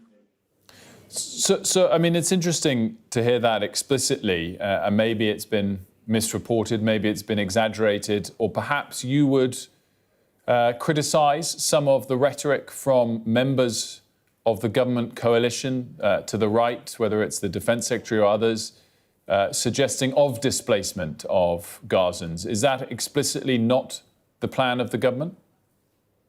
No, I think, we welcome new ideas out of the box. We heard President Trump about these ideas. But you have to look at the goals of the military operation we started after October 7th. Very clear goals. Bring back the hostages, eliminate Hamas. That's what we are focused on doing. I think after we achieve that, there will be a place to think about ideas, and I think it will be a better future for the Palestinians themselves. If Hamas will stay in the game, will stay involved, there will be no hope for the Palestinians. Yeah, I don't want to get into all of the details today about proportionality of achieving goals, but I guess that would be what a lot of people might wonder. Just a final question, if I may, Ambassador, to bring it back to the tragic events of this early morning. Do you think that the Jewish community across America is safe, or is there a risk? Or do you feel confident that these incidents that we've seen this morning are thankfully few and far between, or is the danger ever present? Our thoughts and prayers with the families, of the victims and the wounded. But, the problem with terrorism, that it creates an atmosphere. So it is safe for Jews in the United States. But when you see what happened last night in Washington, D.C., I'm sure everyone thinks about whether you should attend the service in a synagogue or attend an event that's part of the community. And that's what the terrorist wants to achieve. But we have a strong community here. I'm sure they will continue to be supportive of Israel. And I believe that the authorities will do what is necessary to protect the Jewish community here. Ambassador, thank you for joining us this morning. Thank you very much, Wilford. Let's now speak to the Director of Investigations and Enforcement for the Campaign Against Anti-Semitism. That's here in the UK, Stephen Silverman. A very good morning to you. Thank you for joining us. What is your reaction to these killings this morning? The immediate reaction is one of deep, deep distress for the victims, a young couple who are about to get engaged, and their families. After that, the reaction is one of profound anger. I mean, is anyone seriously surprised? Did no one see this coming? Really? We have been warning about this for over 18 months. And it is a direct result of having tolerated for over 18 months weekly marches, campus encampments, boycott resolutions, vandalism, and the rest of the radical activism we have seen in response to the worst atrocity committed against Jews since the Holocaust. We hear regularly calls to globalize the Intifada. Well, here it is. It has been well and truly globalized. Just to clarify, Stephen, are you talking about there being no surprise of this attack in the US specifically, or do you extend that, and I guess by implication suggest something similar could happen any day here? I think everywhere where there is a Jewish community is vulnerable. In terms of what's happening at the moment, there are facts and there are an awful lot of feelings. Too many bad actors are turning those feelings into facts and radicalizing others, hyping up the emotion and using inflammatory statements that can lead to events such as this. For decades prior to October the 7th, synagogues, Jewish schools, Jewish institutions, Jewish communal buildings all have to be protected by security guards. And, people take this as normal. It isn't. The risk has escalated massively, and the responsibility lies at the doors of those who have appeased the radical activists that have been disrupting our society and our democracy for over a year and a half. the criminal justice system and politicians across the Western world. And the worst thing they could do right now is give us platitude after platitude and tell us that anti-Semitism has no place if all they are going to do is business as usual. Similar to my last conversation, this is a slightly different topic, but clearly linked to it, given that you're saying there have been platitudes from government ministers. What do you make of the change in tone from the UK government towards the Israeli government and particular members of it in the last couple of days? Are they separate issues? Words lead to actions, and it does not take much to provoke the people we have seen touting this hatred against Jews and against the Jewish state to goad them into further escalation.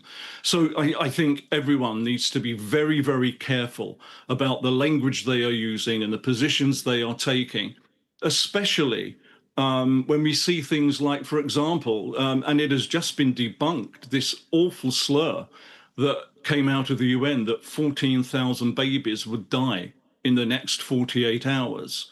And that has been thoroughly debunked. But, you know, you can draw a direct line from that kind of position to what is happening on the streets today in this appalling incident.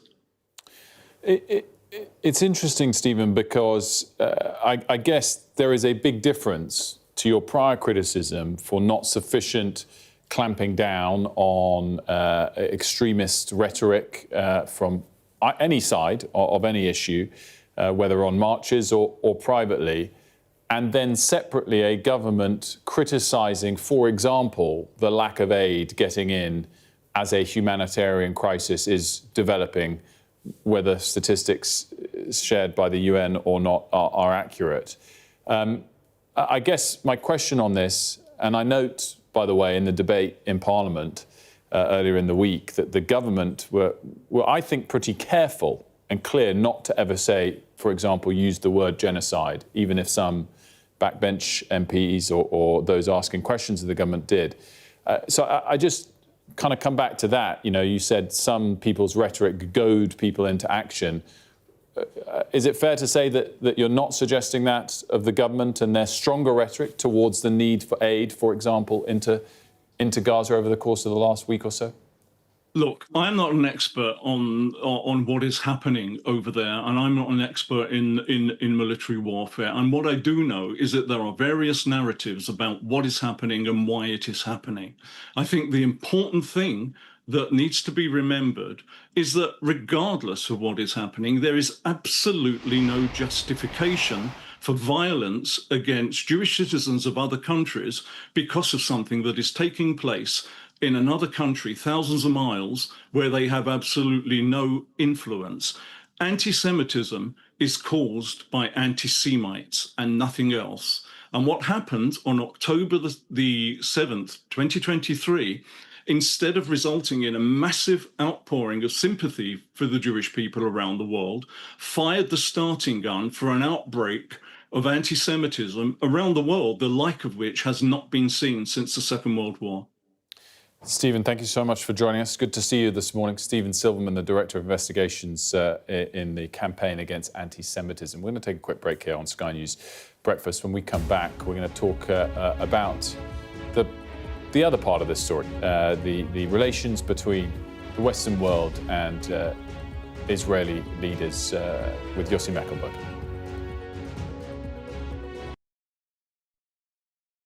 I'm Dominic Waghorn, Sky's International Affairs Editor, covering a world that seems to be unravelling. War, unrest, revolutions. It's not his country, it's ours. They have succeeded for the first time in their country's history in removing a leader from power. No freedom! Sky News, the full story first. There was fighting here, but there's clearly now a lull, and they're using it to bring up more ammunition. This is a mass exodus in which Russia is hemorrhaging some of its brightest and its best. According to the local weather channel, there have been more than 2,500 lightning strikes and flash flooding, all on top of this week's lethal tornado. What stays with you most in this job is some of the people you meet. What is your worst fear about what the Russians want to do to the children? They're just boosting demographics by stealing young people. Would you like to take the opportunity, Mr. President, on Sky News to invite Barack Obama to come here? Mr. Trump, are you running for president? Can you confirm it? We're going to take a look, a very serious look. On that day, we saw your fighters killing women, killing children. Was that a mistake? Did you go too far? You couldn't control your fighters? The full force of the state is being used to crush any protest. Free wherever you get your news. It's half an hour now past the deadline that Hamas issued, and we've now seen a third barrage of rockets coming in. Another alarm. The mood here is jittery and nervous.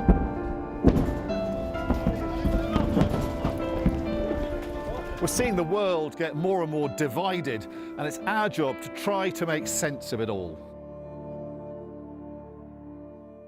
I want to start the programme today with an aim, a story that I can't get out of my head. The campaign has now started. This is your chance. Tell people. This is the Politics Hub. It's not correct. The tax burden is projected to go up. No, I am talking about no, but I'm not. This is my interview. Look, this is ridiculous. No one does care about us. I'm really interested in that. On the Politics Hub, we like to push the boundaries. He's got the majority. The question is, what is he going to do with it? Jubilation in the streets, while some emotional. This is a political victory for Prime Minister Modi and his Hindu Nationalist Party. I'm Neville Lazarus, and I'm Sky's reporter based in Delhi. Companies like these are helping India in its trajectory to be a serious player in space exploration. Sky News, get the full story first.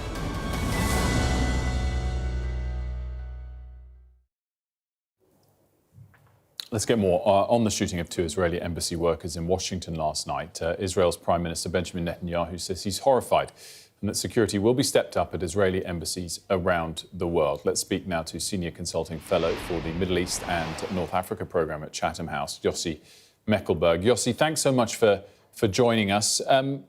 Your reaction to the shooting this morning? Good morning, Wilford. There is only one way to approach it and condemn it outright. There is no justification. There is no reasoning to go and shoot innocent people and attack an event, in this case a Jewish event. Any form of racism, anti-Semitism, Islamophobia should be condemned. I think we have all responsibility to ensure that there is a robust debate in society on issues that are controversial, but they don't descend into violence. We know that in the United States, the access to weapons is way too easy, and some people will take this kind of horrific acts. But it has to be condemned, and I think we should all united in a message that violence is unacceptable. Do you think there are risks of something similar in other countries, including here? What do you make of those risks? I think considering the type of conversation we sometimes, the language we hear, I think there is always a possibility that some lone wolf will decide to translate wrongly that debate and disagreements and even real anger towards certain behaviors will be translated into an action. I think we shouldn't exclude it. It's wrong. That's why we have security forces to protect every such gathering as we saw in Washington. But I think it's also take responsibility how we are debating this issue. It's about educating for tolerance in debating issues that are in deep disagreement in society. We saw in the UK also political assassination of MPs. So yes, I think this is very concerning for everyone that deals in this issue, that this won't descend into violence and tit for tat in our societies. I don't think we do any favor to what happens in Gaza or in Israel when we import this kind of behavior into our own society. We should help them to finish it, not to end actually fighting one another here. Yossi, we had booked you before today, and I just wanted to end with the question I'd planned to ask. We've got a minute or so left, but do you think there is a meaningful change in relationship between Benjamin Netanyahu and key Western allies, including the US, or is it focused more just on countries like the UK? No, I think there is a change, and I think also what happened yesterday shouldn't silence legitimate criticism of the way that Israel behaves in Gaza and the fact that there is suffering in Gaza. I think this message also lands at last, whether it's in London or in Brussels, and the need for them as friends of Israel and people that care for both for Palestine and Israel, they need to take action that will influence the Israeli government to let humanitarian aid to enter into Gaza and start talking about ending the war and thinking about how the relations between the Israelis and Palestinians change fundamentally. Yossi, thank you so much for joining us. We appreciate it. Thank you very much. Yossi Meckelberg, Senior Consulting Fellow at Chatham House. We're going to take a very quick break here on Sky News Breakfast. When we come back, we're going to have more on all of the day's top stories, including the government hears sentencing review and the very latest from Washington, D.C., where 2 Israeli embassy staff were shot dead in the early hours of this morning.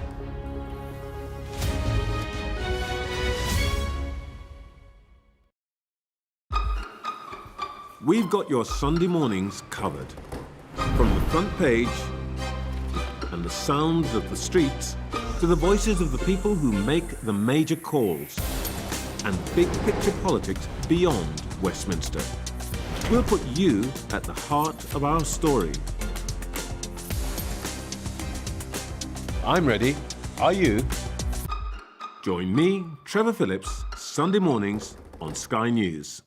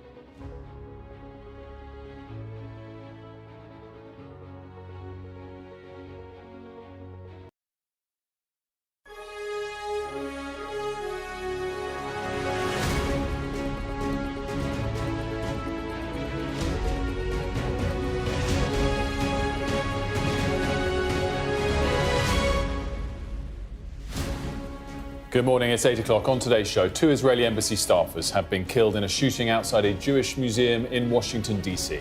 justice system in need of overhaul. An independent review recommends fewer criminals are put behind bars. Chair of the review, David Gauke, told this programme difficult decisions needed to be made. It's Thursday, the 22nd of May. Your headlines. Washington police say a suspect chanted Free Palestine soon after the shooting of 2 Israeli embassy staff.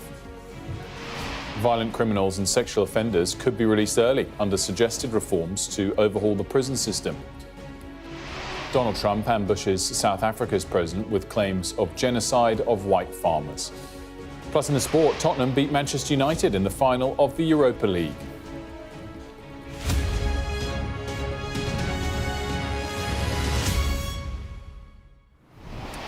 Good morning to you. We begin with the breaking news that 2 Israeli embassy staff members working in Washington, D.C. have been shot and killed outside a Jewish museum. The city's police chief confirmed that a single suspect is now in custody and that he shouted Free Palestine while being detained. Prior to the shooting, the suspect was observed pacing back and forth outside of the museum. He approached a group of 4 people, produced a handgun, and opened fire, striking both of our decedents. After the shooting, the suspect then entered the museum and was detained by event security. Once in handcuffs, the suspect identified where he discarded the weapon, and that weapon has been recovered, and he implied that he committed the offense. The suspect chanted, Free, Free Palestine, while in custody. The suspect has been tentatively identified as 30-year-old Elias Rodriguez of Chicago, Illinois. Well, US President Donald Trump posted on his platform Truth Social, these horrible DC killings based obviously on anti-Semitism must end now. Hatred and radicalism have no place in the USA. Condolences to the families of the victims. So sad that such things as this can happen. Well, Ashish Joshi is outside the Capital Jewish Museum for us on the scene of the crime. Ashish, what is the latest there, and what more can you tell us about what unfolded hours ago? It was a few hours ago. There was an event being held at the Capital Jewish Museum. You can see it's being cordoned off by police here. The building is further up the street on the right-hand side. You might be able to make out the flashing police car lights in the distance. So there was an event being held there.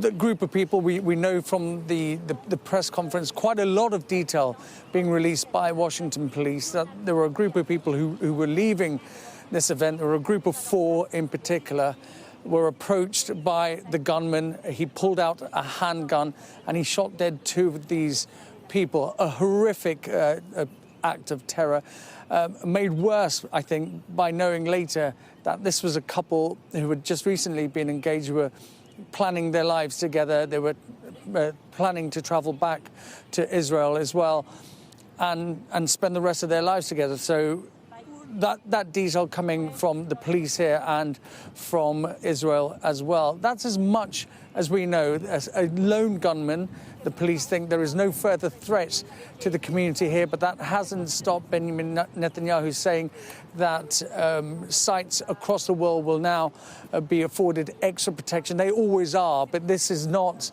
a diplomatic building. This is a heritage museum for visitors to attend, but certainly there will be further security at sites, not just across the capital, but across America. The condemnation coming very quickly, not just from President Trump, but from the Secretary of State, Marco Rubio, all saying that this is an anti-Semitic attack which will not be tolerated. But even though the police are saying that they don't believe that there is a further threat to the community, they believe that this gunman, a 30-year-old from Chicago, was acting alone.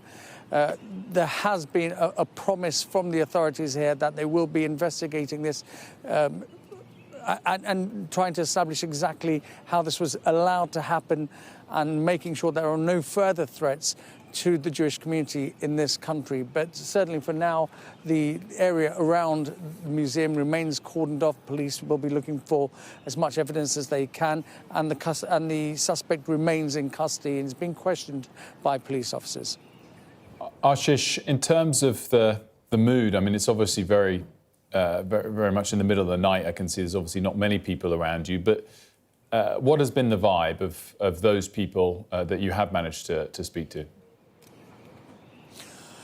A state of shock. It happened very late on Wednesday night. It's 3 o'clock in the morning here now. There would have been people who had been walking around. I spoke to one witness who said he saw the attack as it happened. This is what John Ellison told me a little earlier. I was walking by, and a guy came up and looked like a gun. I couldn't tell what it was, but I heard it afterwards, the shots, and he shot this young couple.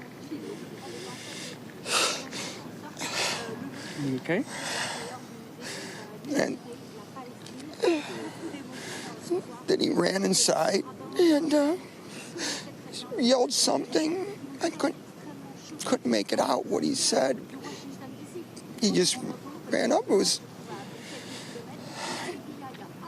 It was terrible.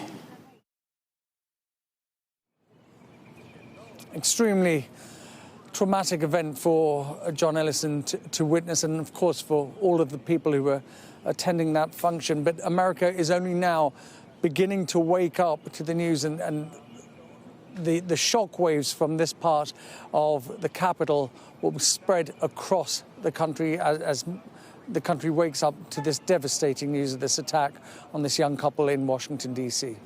Ashish, thanks so much for that perspective there from the scene in Washington, D.C. Let's now bring in our Middle East correspondent, Alistair Bunkle. He's in Jerusalem as ever. Ali, what's been the reaction there? Well, one of huge shock, as you would imagine, as Israel has woken up to the news this morning. There's been quite a lot of political reaction. Let me take you through some of it. Gideon Saar, who is the foreign minister of Israel, Israel's chief diplomat, if you like, horrified by this morning's terrorist attack, he wrote on Twitter, in which 2 of our embassy staff in Washington, D.C. were murdered.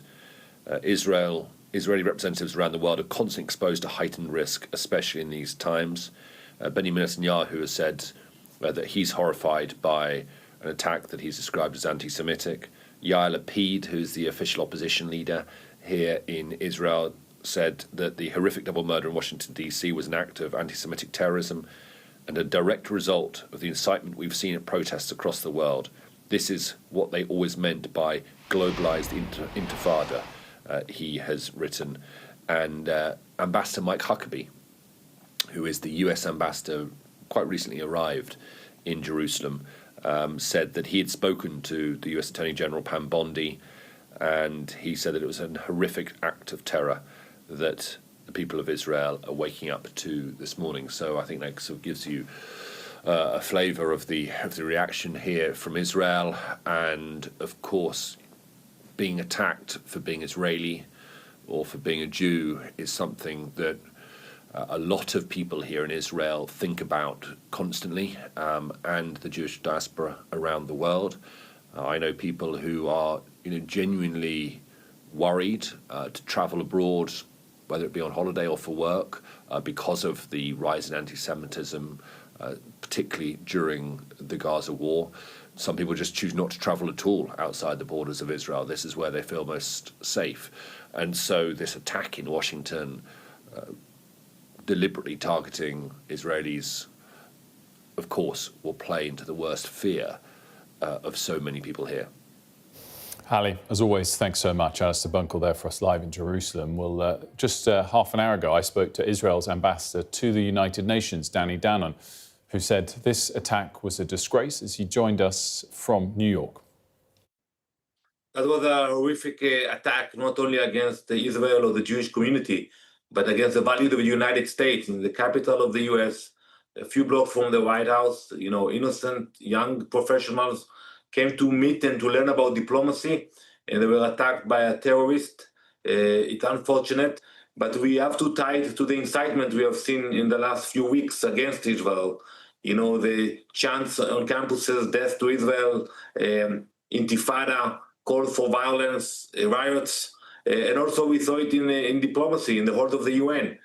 Senior UN officials spread lies about Israel, blaming us for committing a genocide. USG Tom Fletcher a few days ago said that 14,000 Palestinian babies will die within 48 hours. All those lies create the atmosphere that leads to the actions we saw tonight. I expect actions from the authorities, not only declarations, but to fight against anti-Semitism. Relative to the last few decades, has it been rising significantly?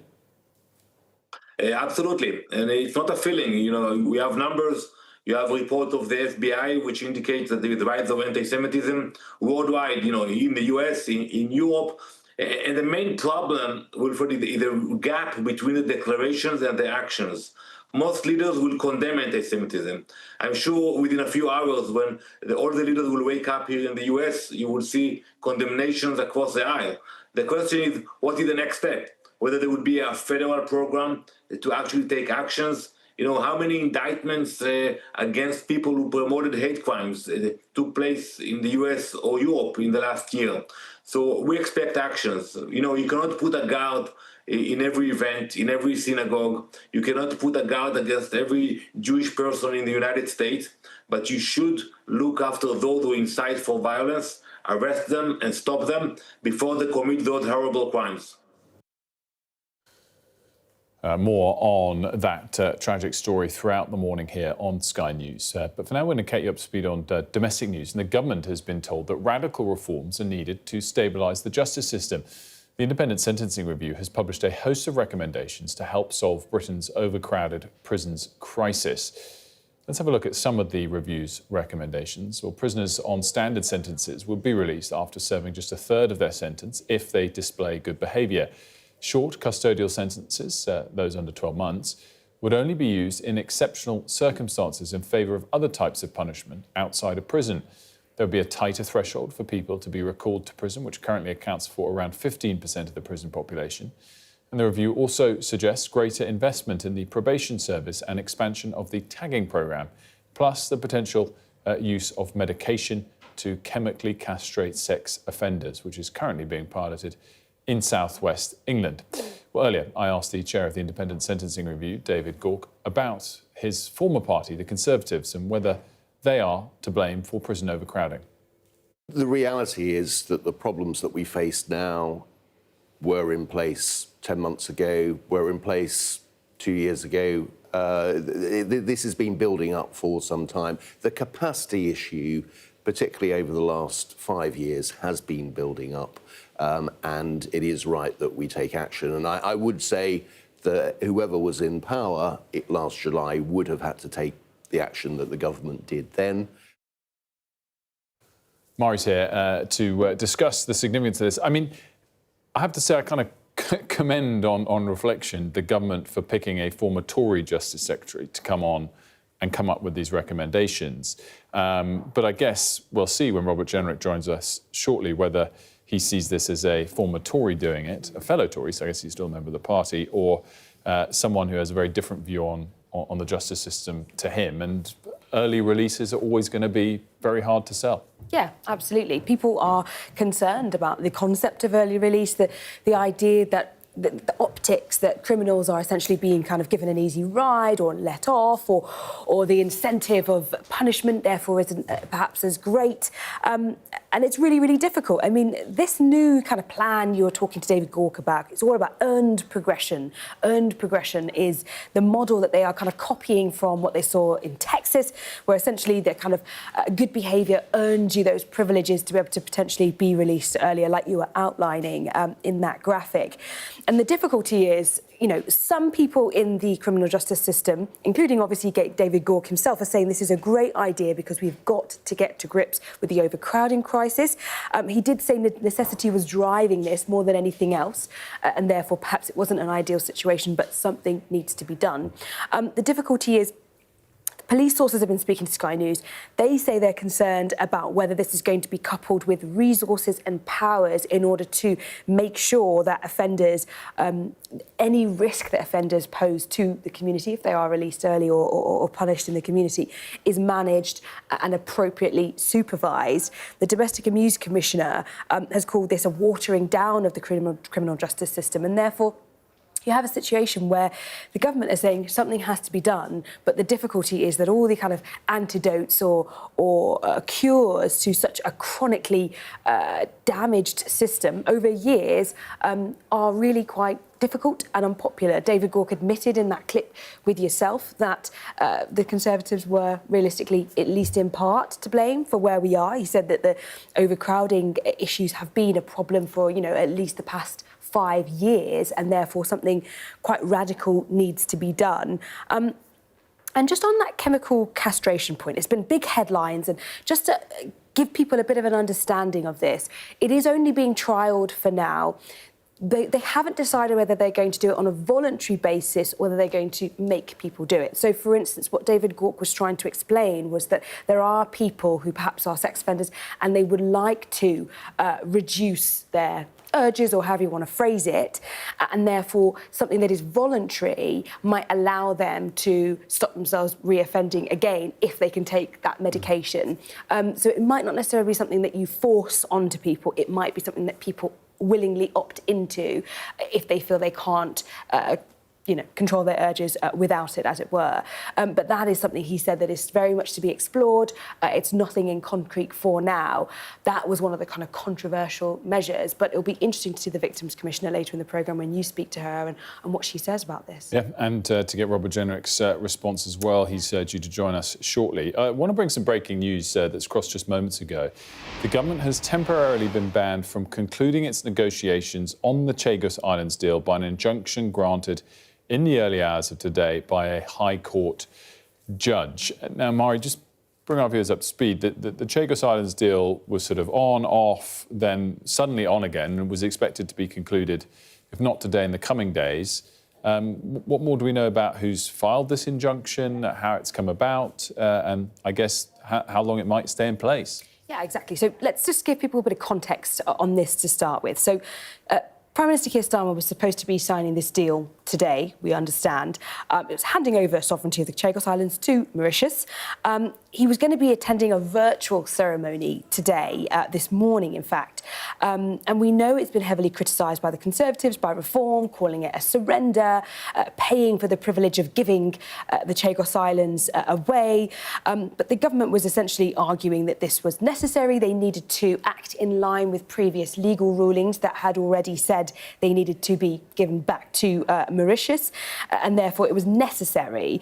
Part of the deal was to lease the military base on the Chagos Islands for 99 years and potentially even longer, and that was the case, and it would include extending the lease for an additional 40 years. So that's the background here. The difficulty is that despite this, it's been a bit of a bumpy road for Keir Starmer on the Chagos Islands. It's been months in the making, these negotiations. Things have been leaked to the press, then that stopped or kind of put a roadblock, let's say, in negotiations.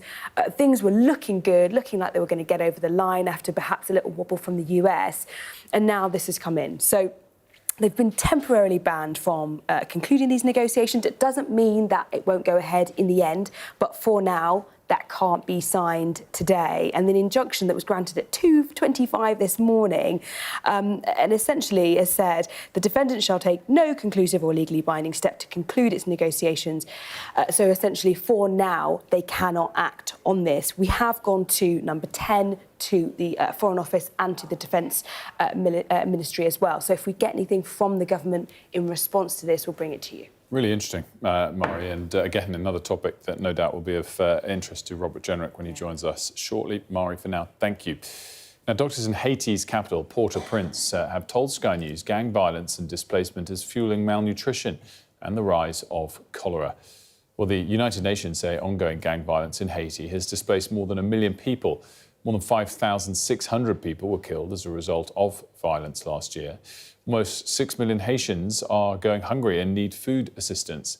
Healthcare is also a major problem, with local officials telling Sky News 70% of medical facilities have been forced to close in the capital, Port-au-Prince. Our chief correspondent, Stuart Ramsey, and his team have travelled to the last remaining hospital in the capital's area, Cité Soleil, known as the birthplace of Haiti's gangs. A warning. His report contains pictures of malnourished children, which you might find distressing. It's known as the birthplace of the gangs of Port-au-Prince. This section of town has been violent and dangerous for decades. It's called Cité Soleil, Sun City. Armed gang members check us out, but we're with a known driver. We're allowed to pass.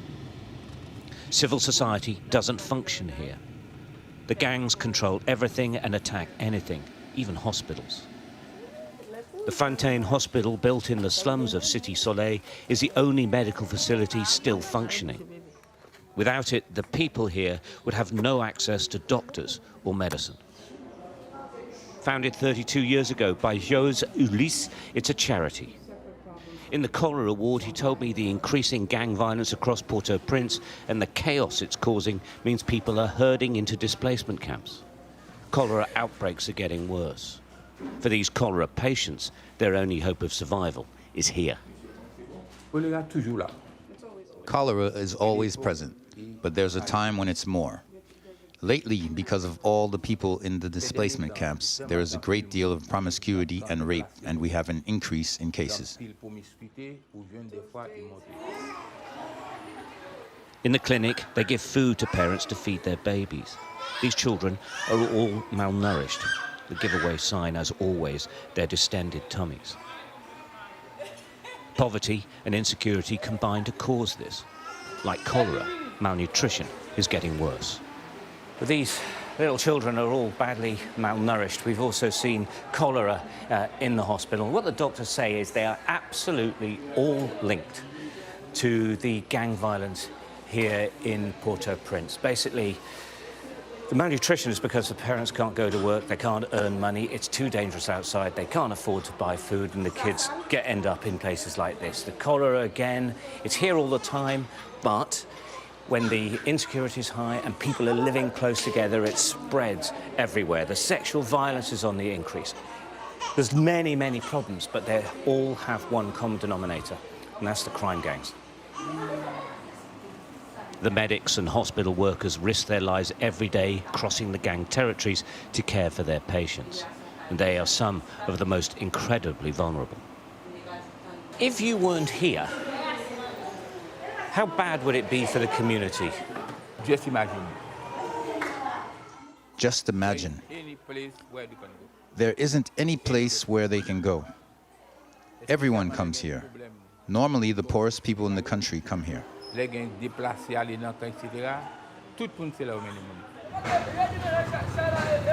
Attacks on hospitals and staff working in the toughest areas of Port-au-Prince have become common. Threats to Médecins Sans Frontières staff has forced them to suspend work at 2 facilities. In crowded displacement camps, mobile teams do their best to help tens of thousands who are effectively living rough. It means that what is left of the government-run health service, like Le Pays Hospital, are simply overwhelmed by demand. Well, this is a fully functioning hospital, but it is absolutely stretched to capacity, mainly because 70% of medical facilities in Port-au-Prince have been closed down because of the gangs. They've been attacked, they've been burned, and sometimes the staff in these facilities have been threatened, so they've had to move on. So it means we're now in the only functioning major hospital in the capital of the country. This epidemic of gang violence that's crushing the light out of Port-au-Prince is a virus that's spreading through society. A virus that seems to have no cure. Stuart Ramsey, Sky News, Port-au-Prince. All of Stuart's extraordinary reporting from Haiti is available on the Sky News website. Let's have a look at the weather now. A bright start and always a warm welcome. The weather, sponsored by Qatar Airways. It's looking mostly dry today, but rain moving into Ireland and Northern Ireland tomorrow will spread to all parts over the bank holiday weekend, with showers following. It's mainly fine if chilly now, but it's cloudy from the Isle of Man through to Kent, with a little patchy rain in the east. The southwest has a few fog patches too. Early rain in the southeast will clear through the morning, leaving most places dry, but North Sea coast can expect a few showers. Southeast and central England look quite cloudy, but there'll be plenty of sunshine elsewhere, and it'll be cooler than yesterday. A bright start and always a warm welcome. Qatar Airways sponsors the weather. Still coming on the Breakfast Show, we'll have more on the 2 Israeli embassy staff who were shot dead in Washington by a suspect who shouted "Free Palestine." The latest next.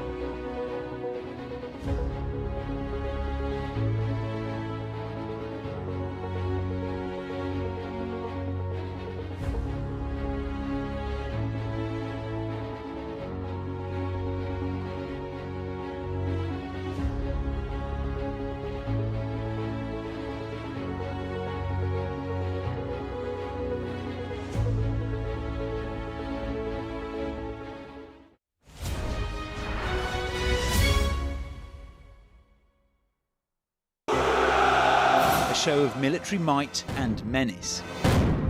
Why should the West trust you? Frankly, I don't care whether the West trusts us or not. Sky News. Get the full story first. Have a quick word for Sky News. Is the West right? Are you fueling Russia's war machine? American journalist Evan Gershkovich is on trial here, but was first on display. I'm Ivor Bennett, Sky's Moscow correspondent.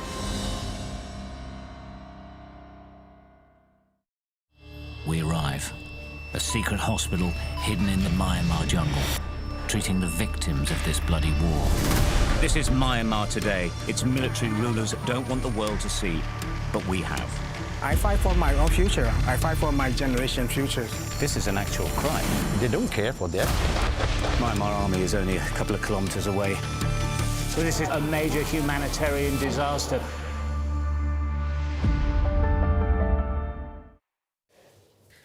Well, welcome back. Time now to talk to the Conservatives. Delighted to say I'm joined by the Shadow Justice Secretary, Robert Jenrick. Very good morning to you. Good morning. Lots to get to, particularly in your sector and the new potential reforms to sentencing. But first, just wanted to get your reaction to that breaking news we just got on the government's plans to sign a deal on the Chagos Islands. High Court judge preventing that from happening, granting an injunction. What would you make of that? Well, all power to the group that have brought this legal action. This is a really bad deal. It's a sellout for British interests. You're seeing British sovereign territory being given away to an ally of China and billions of pounds of British taxpayers' money being spent for the privilege. This was always a bad deal. Keir Starmer did it because of his view of international law, where he wanted to put a non-binding judgment by a foreign court above the interest, the core security interests of the British people. And so if this group can force the government to think twice, then all power to them. Do you think it's right for a High Court judge? I mean, often you talk about judges interfering too much with democratically elected officials. Should they be doing this? Well, I don't know the arguments that have been presented to the court. So we'll see later today when, I think at 10:30, the court hears what each side has to say. But look, this is a terrible deal, and this is something that is, once signed, irreversible, where we lose sovereign territory on which an incredibly important base is on, which we and our allies like the United States use to project power in the Pacific. that's going to be lost for future generations. So if there's a way to force Keir Starmer to step back, think twice, then that's a good thing. Not an example of judges getting above their station. Well, I don't know the arguments yet that have been presented in court, so we'll have to wait and see later this morning. Of course, it is a deal that the US do seem on board with. Well, how do you square that?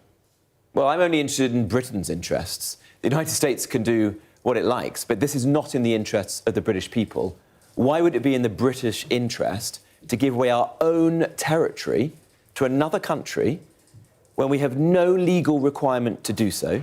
The International Court of Justice's judgment is non-binding. There was no reason why we had to do this and pay billions of pounds for the privilege just at a time when the public finances are so strained. In fact, there's a debate about whether or not Keir Starmer unwinds the winter fuel allowance that he's taken away from pensioners earning as little as £13,000 a year. And yet, this morning he wanted to sign a deal where, for decades and decades to come, we'd spend billions of pounds for no reason whatsoever. Let's talk about the sentencing review. I guess the starting point of this is, do you accept that we are in a position that demands some form of reaction, some form of change to create space in the prison system, and that position is at least partly, if not largely, down to the last government, not the current government? Look, I think this is a difficult situation, but government requires difficult decisions. And when we were in government, we strained every sinew to avoid releasing prisoners early. We deployed 1,000 rapid deployment cells, emergency prison cells, to our prison sites. We signed prisoner transfer agreements with foreign countries like Albania. But all of these things are getting worse.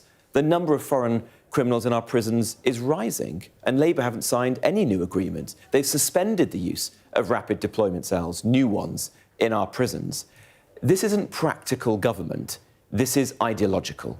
Keir Starmer, in fact, he handpicked a prisons minister who said that he wanted to release 2/3 of prisoners from our jails. So, surprise, surprise, that's exactly where we find ourselves today. What he could have been doing is bringing forward emergency measures to deport the foreign criminals faster. He could have been bringing forward emergency measures to get the 17,500 people who are currently in prison on remand, awaiting trial, through the system faster by getting the court sitting round the clock. We would have supported him if he'd brought forward those measures, but he hasn't. Instead, he's putting the public in danger, and this is a get-out-of-jail-free card for criminals. Well, I mean, clearly he's been waiting for the results of the independent review, which is reporting today, by the way, led by a Conservative, as opposed to someone ideologically against, perhaps, your point of view on this.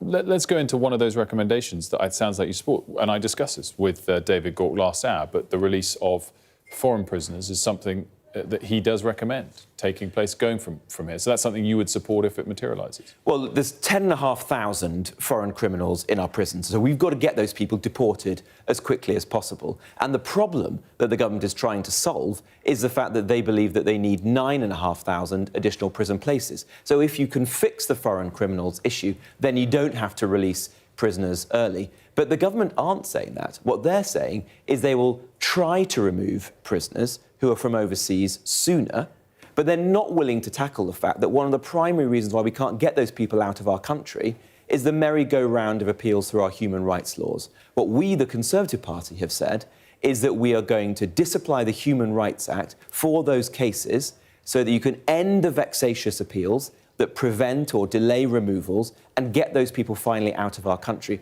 What Labour is going to find is that they have these individuals either sat in prison for months or years, stuck in the legal system, or even worse, back out on the streets, terrorising communities. I guess, you know, this is something David Gauke said is a complicated process. Some will be easier to do than others, but presumably you wouldn't advocate releasing a dangerous criminal, someone, you know, who's committed rape or murder, to a foreign country without a proper agreement with that country. You wouldn't just release them into France. No, of course not. That's why I and my predecessors went out to sign prisoner transfer agreements with countries like Albania, but Labour haven't signed any new agreements. But even if you sign those agreements, then, in many, many cases, the criminals use the law, abuse our human rights laws, to prevent or delay their removal and deportation from this country. And Labour are not prepared to do that because, for ideological reasons, Keir Starmer wants to uphold the highest standards of human rights laws, where he's putting the interests of criminals above the interests of the British public.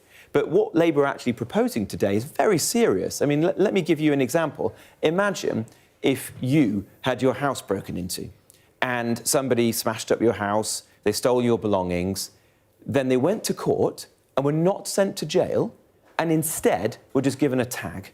And they were back out on the streets of your community, frankly laughing at you. Would you feel that is justice? I don't think so. That's what Labour are proposing. That's not the kind of Britain that I want to live in. I mean, it's interesting you're saying that's what Labour is proposing. I guess it's really what David Gauke is proposing. Is he a Conservative? Well, as I understand it, the Labour Party are accepting two central things. Firstly, that we're going to scrap, or they're going to scrap, prison sentences of 12 months or less. That means that if you're a burglar, a thief, you're a domestic abuser, if you're a thug who assaults somebody, you're not going to go to jail. Instead, you're just going to have a tag. And even more worryingly, if you do go to jail for serious crimes like arson or ABH, your sentence will be cut to just a third. And if you plead guilty, that could be as low as 22%. I think that's a slap in the face to victims. And the Justice Secretary's big new idea is prison outside of prison. What does that even mean? I mean, that's ludicrous. Has she completely lost her mind? The idea that a tag or saying that somebody can't go to a football match is going to deter crime or keep the public safe. I think the public will be disgusted by this. Clearly, it is a situation and a lack of places that developed significantly under the last government. One quick final question I wanted to come to, and the plans on winter fuel payments. Do you support the government change of position on this and support the idea of a threshold, or do you think it should be universal? Well, we voted against this when Rachel Reeves announced it. We said it was wrong at the time, and we believe it's wrong today. You shouldn't be taking away the winter fuel allowances from some of the poorest pensioners in our country. We're going to have to wait and see what the proposals actually are. There's no detail at the moment, and then we'll consider our position at that time. But we voted against this, and we have fought tooth and nail throughout the winter to secure this screeching U-turn from Keir Starmer and Rachel Reeves. What we haven't had yet is an apology to these poor pensioners who have lost money that they can ill afford and have had to cope with their energy bills and the cost of living this winter as a result. Should it be universal or some level of means testing, whether it's thresholds or other... Well, I think we're going to have to wait and see, if you excuse me, we're going to have to wait and see what Keir Starmer and Rachel Reeves bring forward, and then we'll come forward with our position. But we have fought this tooth and nail, and all credit to Kemi Badenoch in forcing this U-turn from Keir Starmer. As with so many areas, we do await your actual policies, which I know are taking a while to formulate, including specifically on... Well, we have a policy. Well, that's not fair. We fought this. You did, but then you must. Okay, so what is it universal? Does it go back to universal? Keir Starmer only said that he's going to do a U-turn. But what's your view? Prime Minister's question time yesterday, and we haven't even heard what his proposals are. Don't push back on my criticism that your party hasn't announced policies for however many months it's been under your new leadership, and then not provide me your policy.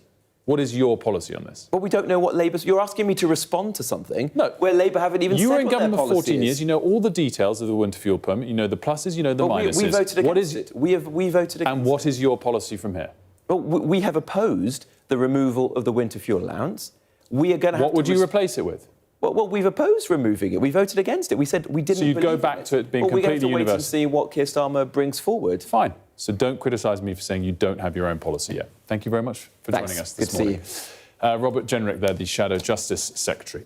Right, let's return now to our top story. 2 Israeli embassy staff members working in Washington, D.C. have been shot and killed outside a Jewish museum. The Embassy of Israel to the US posted on Twitter with a photo of the 2 victims. Yaron and Sarah were our friends and colleagues. They were in the prime of their lives. This evening, a terrorist shot and killed them as they exited an event at the Capitol Jewish Museum in D.C. The entire embassy staff is heartbroken and devastated by their murder. No words can express the depth of our grief and horror at this devastating loss. Our hearts are with their families, and the embassy will be by their side during this terrible time. That, of course, is the first time we've seen the photograph of the two individuals. We are joined now by Zvika Klein. He's editor-in-chief at Jerusalem Post and joins me now. Your response to this tragedy and seeing the human face of it there. Yeah, I think the human face is really what's important. This is a couple supposedly about to get engaged. He actually bought an engagement ring, and he was about to propose to her. They were leaving the Jewish Museum. The fact that they worked for the Israeli embassy is their place of work, or possibly their own beliefs. But I think what's important to understand is they were leaving the Jewish Museum, and that is a museum celebrating Jewish life, celebrating Jewish culture and heritage, and that's why, unfortunately, they were killed. They were shot, and I don't think the attacker could have known exactly where these two work. So I think it's really something that we see as an anti-Semitic attack. What have you made of the responses we've seen so far, particularly from the likes of President Trump? I mean, I think all the responses have been very, very supportive, showing their grief, as should be. I think really there's an understanding that this is a terrorist attack, and it's not okay. And do you feel like enough has been done, I guess, across the United States, perhaps in other places, in advance to try and prevent this sort of thing? Or is it, particularly in a country, of course, with so many gun problems and very high murder rates, that some examples like this are very difficult to prevent? So I think throughout the years there have been many opportunities to make the security and the safety better for Jews across the United States. A lot of it is private donations and money from the Jewish community in order to support these institutions and secure them.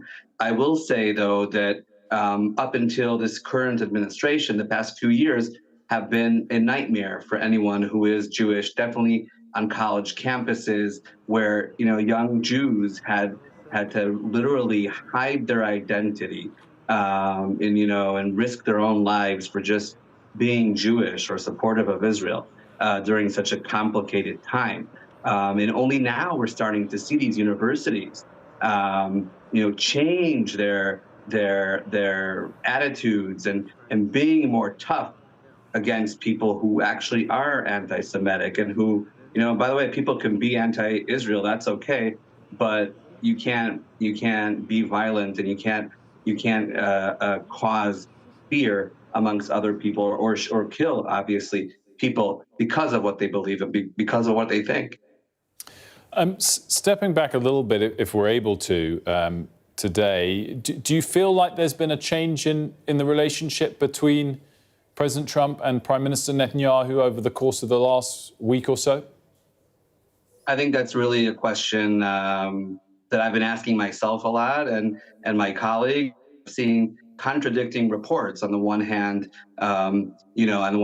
we see reports from sources within the White House or close to President Trump saying he's losing his patience with Netanyahu. I just returned from the States this morning. We had a conference, and Special Envoy Adam Bowler spoke about the fact that there's no light and day between these two administrations. I think President Trump really wants peace, and he wants a new Middle East. That's something he's doing so much, he's investing so much in. And I think that's where, him and Netanyahu may not totally see eye to eye. That said, the administration officially is supporting Israel, though other countries, including the UK, for instance, have published a very critical, response to Israeli operations within Gaza. Yes, it's definitely been an issue of the last week here. We're going to have to leave it there, though. Thank you so much for joining us. And Zvika Klein, there, editor-in-chief at the Jerusalem Post. We are going to continue the discussion on this topic, but we're now going to talk to Michael Wiegia, the chief executive of the Board of Deputies of British Jews. Thank you so much for joining us this morning. What is your reaction to the tragic news this morning? Well, profoundly upset. These were two young Jewish people. One for sure was Israeli, the other one we believe is American Jewish, not been confirmed yet, who were at an event at the Jewish Museum on behalf of the American Jewish Committee, which was an awareness event about attempts to provide aid and support throughout the Middle East and Africa.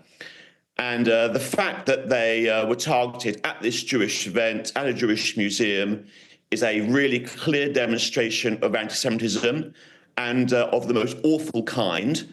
And it's a reminder, not that the Jewish community needs reminding, but a strong reminder of the perils of parts of Jewish life especially since October the 7th, 2023, when we have seen a massive spike of anti-Semitism in the United States, as we just saw, in Great Britain and around the world. And of course, our Jewish community is tremendously grateful for the support it has received, both from the previous Conservative government and from the current Labour government around anti-Semitism. But nevertheless, this is a real disease. It's a virus within global society.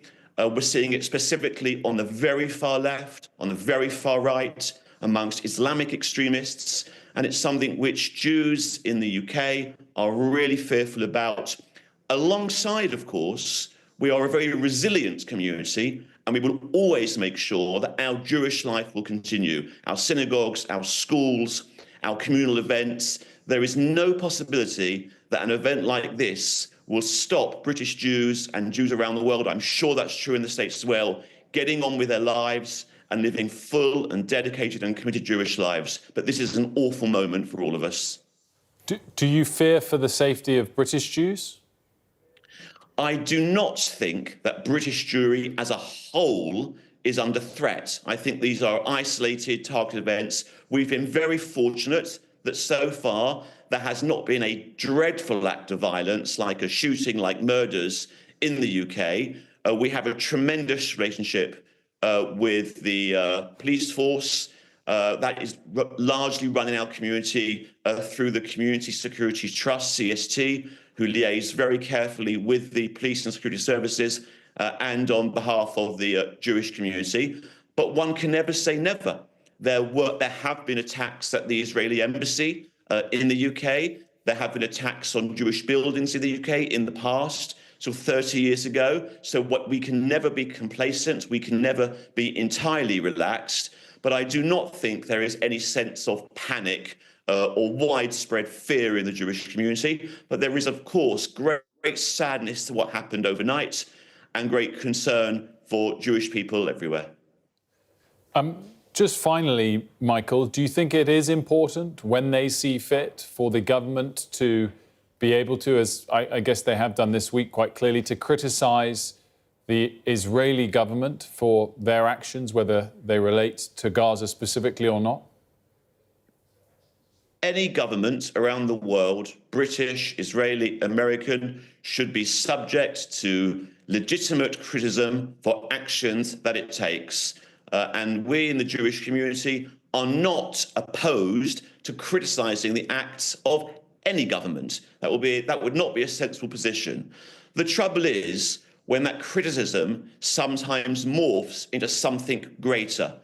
And is Israel being treated differently to other countries? Is the language that is sometimes used to criticise Israel, is it grounded in classic anti-Semitic motifs? So, for example, the recent report from the UN that was very badly misinterpreted by several news outlets, including, regrettably, Sky as well, which claims that 40,000 Palestinian children were going to die over the next few days, when in fact it was a completely different report that was speaking about something which might happen over the course of the next 10 months. Now, news outlets largely corrected themselves, but that idea of drawing onto a classic anti-Semitic motif, which sees Jews as child killers, is a disgusting and dangerous idea. So, of course, one may criticise any government, including the Israeli government, if it needs to be criticised. But one needs to be really careful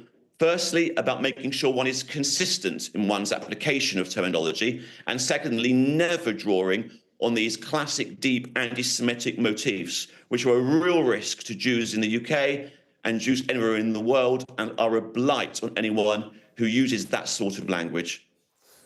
Well, I thank you, Michael, very much for joining us today and giving us your perspective. I don't know specifically what you're referring to with Sky News, but I can assure you for certain, which I don't think you were suggesting otherwise, that Sky News does not fall for those motifs and mindsets that you are referring to there. Michael, thank you for joining us.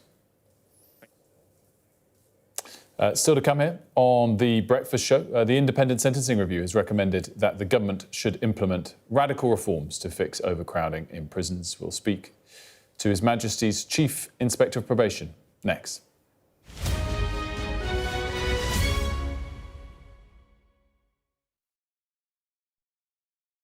I'm Dominic Waghorn, Sky's International Affairs Editor, covering a world that seems to be unravelling. War, unrest, revolutions. It's not his country, it's ours. They have succeeded for the first time in their country's history in removing a leader from power. No freedom! Sky News, the full story first. There was fighting here, but there's clearly now a lull, and they're using it to bring up more ammunition. This is a mass exodus in which Russia is hemorrhaging some of its brightest and its best. According to the local weather channel, there have been more than 2,500 lightning strikes and flash flooding, all on top of this week's lethal tornado. What stays with you most in this job is some of the people you meet. What is your worst fear about what the Russians want to do to the children? They're just boosting demographics by stealing young people. Would you like to take the opportunity, Mr. President, on Sky News to invite Barack Obama to come here? Mr. Trump, are you running for president? Can you confirm it? We're going to take a look, a very serious look. On that day, we saw your fighters killing women, killing children. Was that a mistake? Did you go too far? You couldn't control your fighters? The full force of the state is being used to crush any protest. Free wherever you get your news. It's half an hour now past the deadline that Hamas issued, and we've now seen a third barrage of rockets coming in. Another alarm. The mood here is jittery and nervous.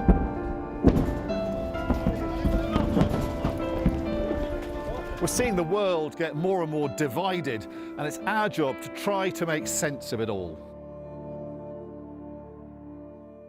I want to start the programme today with an aim. A story that I can't get out of my head. The campaign has now started. This is your chance. Tell people. This is the Politics Hub. It's not correct. The tax burden is projected to go up. No, no, but I'm not. This is my interview. Look, this is ridiculous. No one does care about us. I'm really interested in that. On the Politics Hub, we like to push the boundaries. He's got the majority. The question is, what is he going to do with it? Jubilation in the streets, while some emotional. This is a political victory for Prime Minister Modi and his Hindu Nationalist Party. I'm Neville Lazarus, and I'm Sky's reporter based in Delhi. Companies like these are helping India in its trajectory to be a serious player in space exploration. Sky News, get the full story first.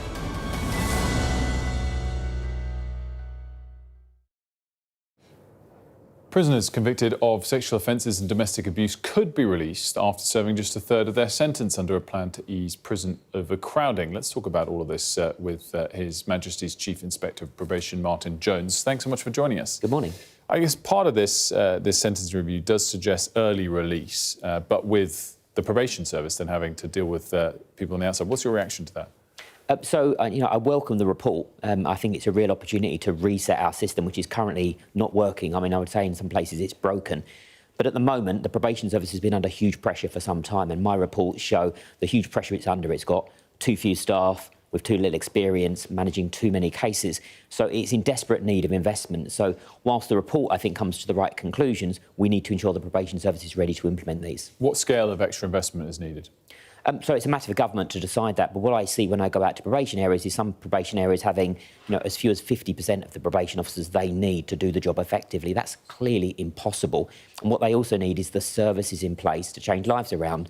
If people are committing crime because of drug addiction, because of homelessness, because of alcohol, mental health problems, we need to ensure those local services are in place to tackle the underlying causes of offending. Now, when I go out on inspection, I do not see enough of that work taking place. And that, of course, means that you have more victims in the future and you fail to turn those lives around. Does technology make it easier for probation officers to do their jobs and implement this plan than say, even 5 years ago? Well, I think technology does provide opportunities. One of our observations on our inspections is that probation officers are often mired in bureaucracy. They spend too much time behind computer screens, too much time filling in forms. We need to free them up to do the job properly, to ensure they can properly assess offenders, work with them to ensure that that the public are safe in the future. I'll give you an example of this. Alcohol tagging, which I've tested myself. A tag to ensure that somebody is, whether they're drinking alcohol and if so, how much, and monitoring that gets a 98% compliance rate in the community. Incredibly important stuff, using technology much more smartly. And again, what would artificial intelligence do in the future to ensure that you properly link up information to you so you can ensure you understand somebody's risk? I guess, I know you said you can't give the number, we've only got 30 seconds left. Is the extra investment needed for the probation service double? Is it a marginal increase? I think it requires a really significant amount of money. I mean, the probation service is significantly below where it needs to be. We need a real significant amount of money to be put in. Very interesting. Martin Jones, His Majesty's Chief Inspector of Probation. Thanks for joining us. Thank you. Good to see you. Sorry we squeezed our time. That's We're going to take a quick break here on Sky News Breakfast. When we come back, we'll have more on all of the day's top stories, including ongoing reaction to the government's sentencing review and the very latest from Washington, D.C., where 2 people were killed this morning.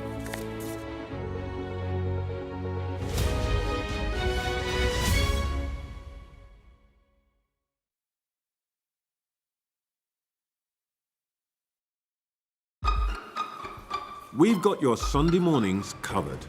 From the front page and the sounds of the streets to the voices of the people who make the major calls and big picture politics beyond Westminster. We'll put you at the heart of our story. I'm ready. Are you? Join me, Trevor Phillips, Sunday mornings on Sky News.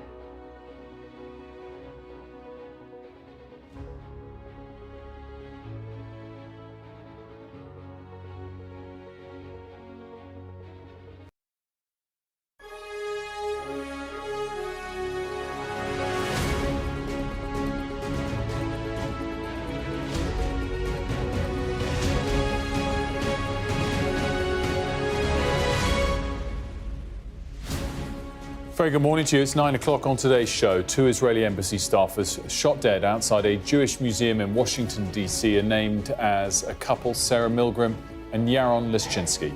A justice system in need of overhaul. An independent review recommends fewer criminals are put behind bars. The government's temporarily been banned from concluding its negotiations on the Chagos Islands deal by an injunction granted by a High Court judge. It is Thursday, the 22nd of May. Your headlines. Washington police say a suspect chanted Free Palestine soon after the shooting of 2 Israeli embassy staff. The Washington victims were a young couple due to be engaged, Sarah Milgram and Yaron Lishchinsky. And violent criminals and sexual offenders could be released early under suggested reforms to overhaul the prison system.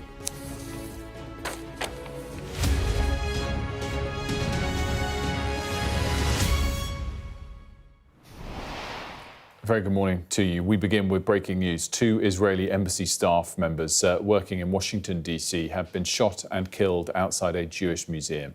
The city's police chief confirmed that a single suspect is now in custody and that they shouted Free Palestine while being detained. We can show you now a picture of the victims. Yaron Lishchinsky and his partner, Sarah Milgram, were, by all reports, due to be engaged. This image has been released by the Israeli embassy, who have said, quote, Yaron and Sarah were our friends and colleagues. They were in the prime of their lives. This evening, a terrorist shot and killed them as they exited an event. The entire embassy staff is heartbroken and devastated by their murder. No words can express the depth of our grief and horror at this devastating loss. The city's police chief confirmed that a single suspect is now in custody and that they shouted Free Palestine while being detained. Prior to the shooting, the suspect was observed pacing back and forth outside of the museum.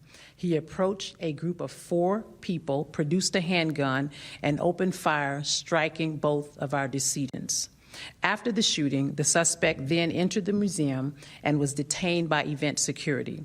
Once in handcuffs, the suspect identified where he discarded the weapon, and that weapon has been recovered, and he implied that he committed the offense.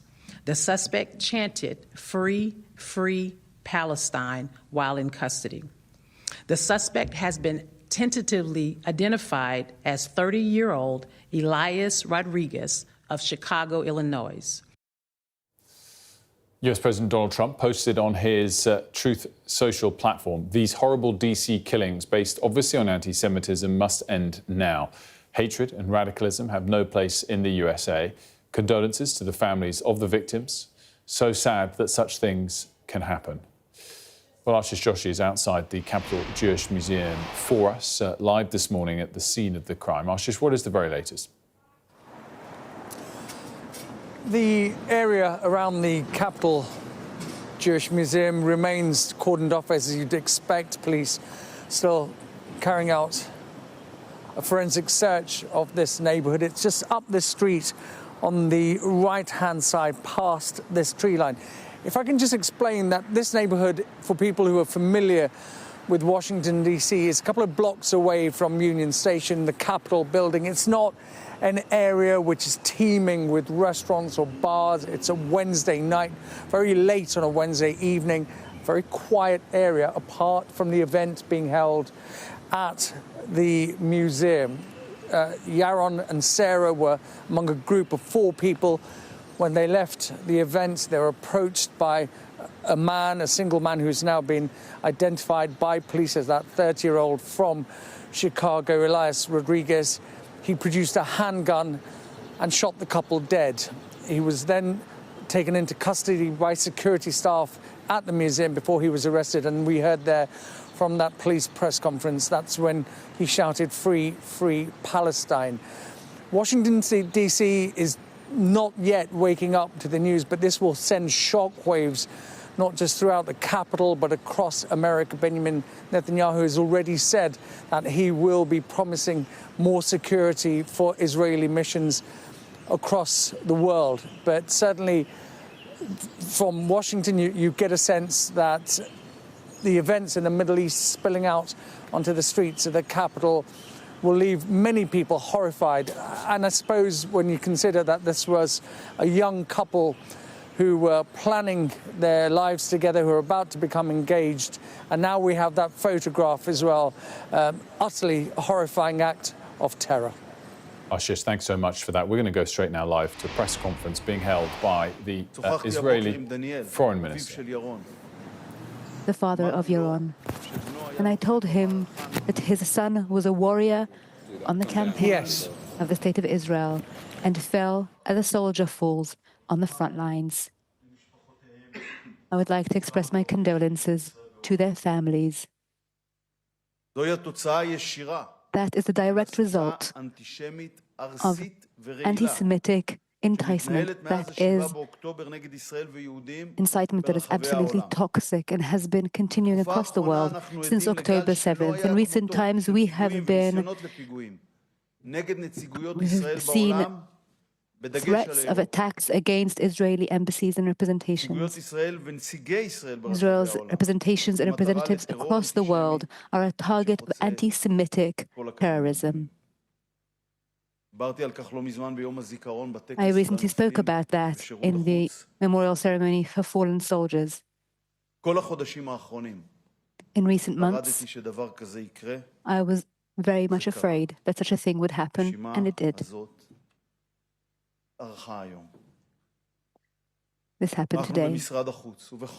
Here at the Ministry of Foreign Affairs and all of Israel's representations across the world will be lowering the flag to half-mast due to the murder of our employees. I also spoke to the employees of the Ministry of Foreign Affairs and diplomats who are all experiencing difficult conditions, and I am proud to be part of this campaign in this system. We are serving this country, we are dedicated to it, and we symbolize it. They endure attacks and terrible, harsh, toxic words being told to them. That too is like a bullet of terrorism. There is a direct line connecting incitement and anti-Semitism to this terrorism and killing. This incitement also includes foreign speakers and officials speaking on behalf of organizations across the world, and especially in Europe. Words that are like modern blood libels and are being well dispersed. The supposed genocide, the supposed human crimes against humanity, and the killing of babies. These all pave the way for these murders. That is the atmosphere around the world that has led to Israeli and Jewish blood being something that can be easily killed. When people believe the Palestinian false accusations, attacks that blame Israel instead of blaming Hamas. Hamas was the one to begin the war on October 7th. Hamas is the only one responsible for it continuing, and it is the sole responsible party for the suffering both in Israel and of the Palestinians. I would like to say today to leaders across the globe that have been swept up by these accusations, stop this incitement against Israel. Stop accusing us falsely. Make us stronger in its historical campaign that has been forced upon it against the evil axis in the Middle East. I spoke several times to our ambassadors today across the world, and I would like to thank them. Thank them for the way that they represent us in the United States, and also in the way that the ambassador in the US, Israel's ambassador to the US, is strengthening his staff. I also spoke to Ambassador Hakavi, who spoke to me about the various authorities who have been investigating this heinous crime. The most senior officials in the US Justice Department are working on this, and we very much appreciate that. Terrorism is following us everywhere, and it is pursuing us, but we will not surrender to it. Israel, since October 7th, has been in a multi-frontal war against its enemies who want to annihilate the state of Israel, the Jewish state. We, who swore never more, never again, will not let it happen. And this is an opportunity to speak of the conference, the anti-Semitism conference, combat conference that will be held in Jerusalem in the next few days. It will be attended by ministers of foreign affairs from different countries and also special envoys combating anti-Semitism and other attendees from across the world. The new anti-Semitism can be seen in the academic world, on campuses, in the media, and on social media. We are committed to combating it with all our strength and might, and we would like to thank our partners around the world who share this struggle and this combat with us. And to all of us here in Israel, I would like to say this morning, hold your heads up high. Not a single nation in the world would have withstood so valiantly and so mightily what we are still enduring and have been enduring. Let us try to remain united so that we will be able to continue successfully withstand the historical campaign and war that has been forced upon us. The people of Israel will live forever. Yaron Lishinsky and Sarah Lynn Milgram, two young representatives of the State of Israel, were murdered a few hours ago in an horrific terrorist attack in Washington. My condolences go to their families and to the staff of the Israeli embassy in Washington, D.C. I spoke this morning with Daniel, Yaron's father. I told him that his son was a warrior on our diplomatic front that felt just like a soldier in the battlefield. Yaron and Sarah were murdered at the Jewish conference of the AJC. This is the direct result of toxic, anti-Semitic incitement against Israel and Jews around the world that has been going on since the October 7th massacre. Recently, we have witnessed an unprecedented wave of terror attacks and attempts against Israeli missions around the world, with an emphasis on Europe. Israeli missions and representatives around the world are targets of anti-Semitic terrorism that has crossed all red lines. I spoke about this recently on our Remembrance Day at the ceremony for fallen Foreign Service members. I have been worried for the past few months that something like this would happen. And it did. And the list of fallen Foreign Service members has grown today. The Foreign Ministry in Jerusalem and Israeli missions around the world will lower our flags to half-mast following the murder of our workers. My heart today is also with the employees of the Foreign Ministry. They are struggling daily with difficult conditions on the diplomatic front. I am proud to lead these devoted people. They serve the country, are identified with the country, symbolize the country. They are subjected to harsh and poisonous attacks and wars. Today, 2 of them were shot by a terrorist. There is a direct line connecting anti-Semitic and anti-Israeli incitement to this murder. This incitement is also done by leaders and officials of many countries and international organizations, especially from Europe. The words are the modern blood libels.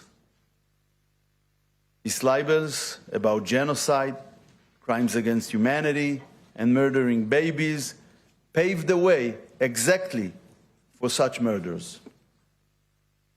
The global atmosphere has engaged Israeli and Jewish blood, has endangered Israeli and Jewish blood. This is what happens when leaders in the world surrender to the Palestinian terrorist propaganda and serve it. The statements and attacks blame Israel instead of Hamas. Hamas started the war on October 7th, is solely responsible for the war's continuation, and is solely responsible for the suffering of Israelis and Palestinians alike. I say today to these leaders and officials, stop your incitement against Israel. Stop your false accusations. Strengthen Israel in its historic battle against excess of evil in the Middle East. I spoke several times this morning with our ambassador to the United States, Dr. Yehiel Leiter. I thank him for how he represents us in the United States. I thank him also today for the way he is supporting the embassy employee in these moments. I also spoke with our dear friend, the US Ambassador to Israel, Mike Huckabee.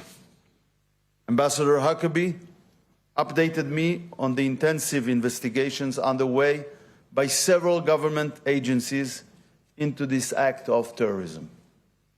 The most senior officials in the American law enforcement system are closely monitoring this investigation. We appreciate this. Terrorism is chasing us everywhere, but we will not surrender to terrorism. Since October 7th, Israel has been engaged in a battle on multiple fronts. We are fighting against those whose goal is the elimination of the Jewish state.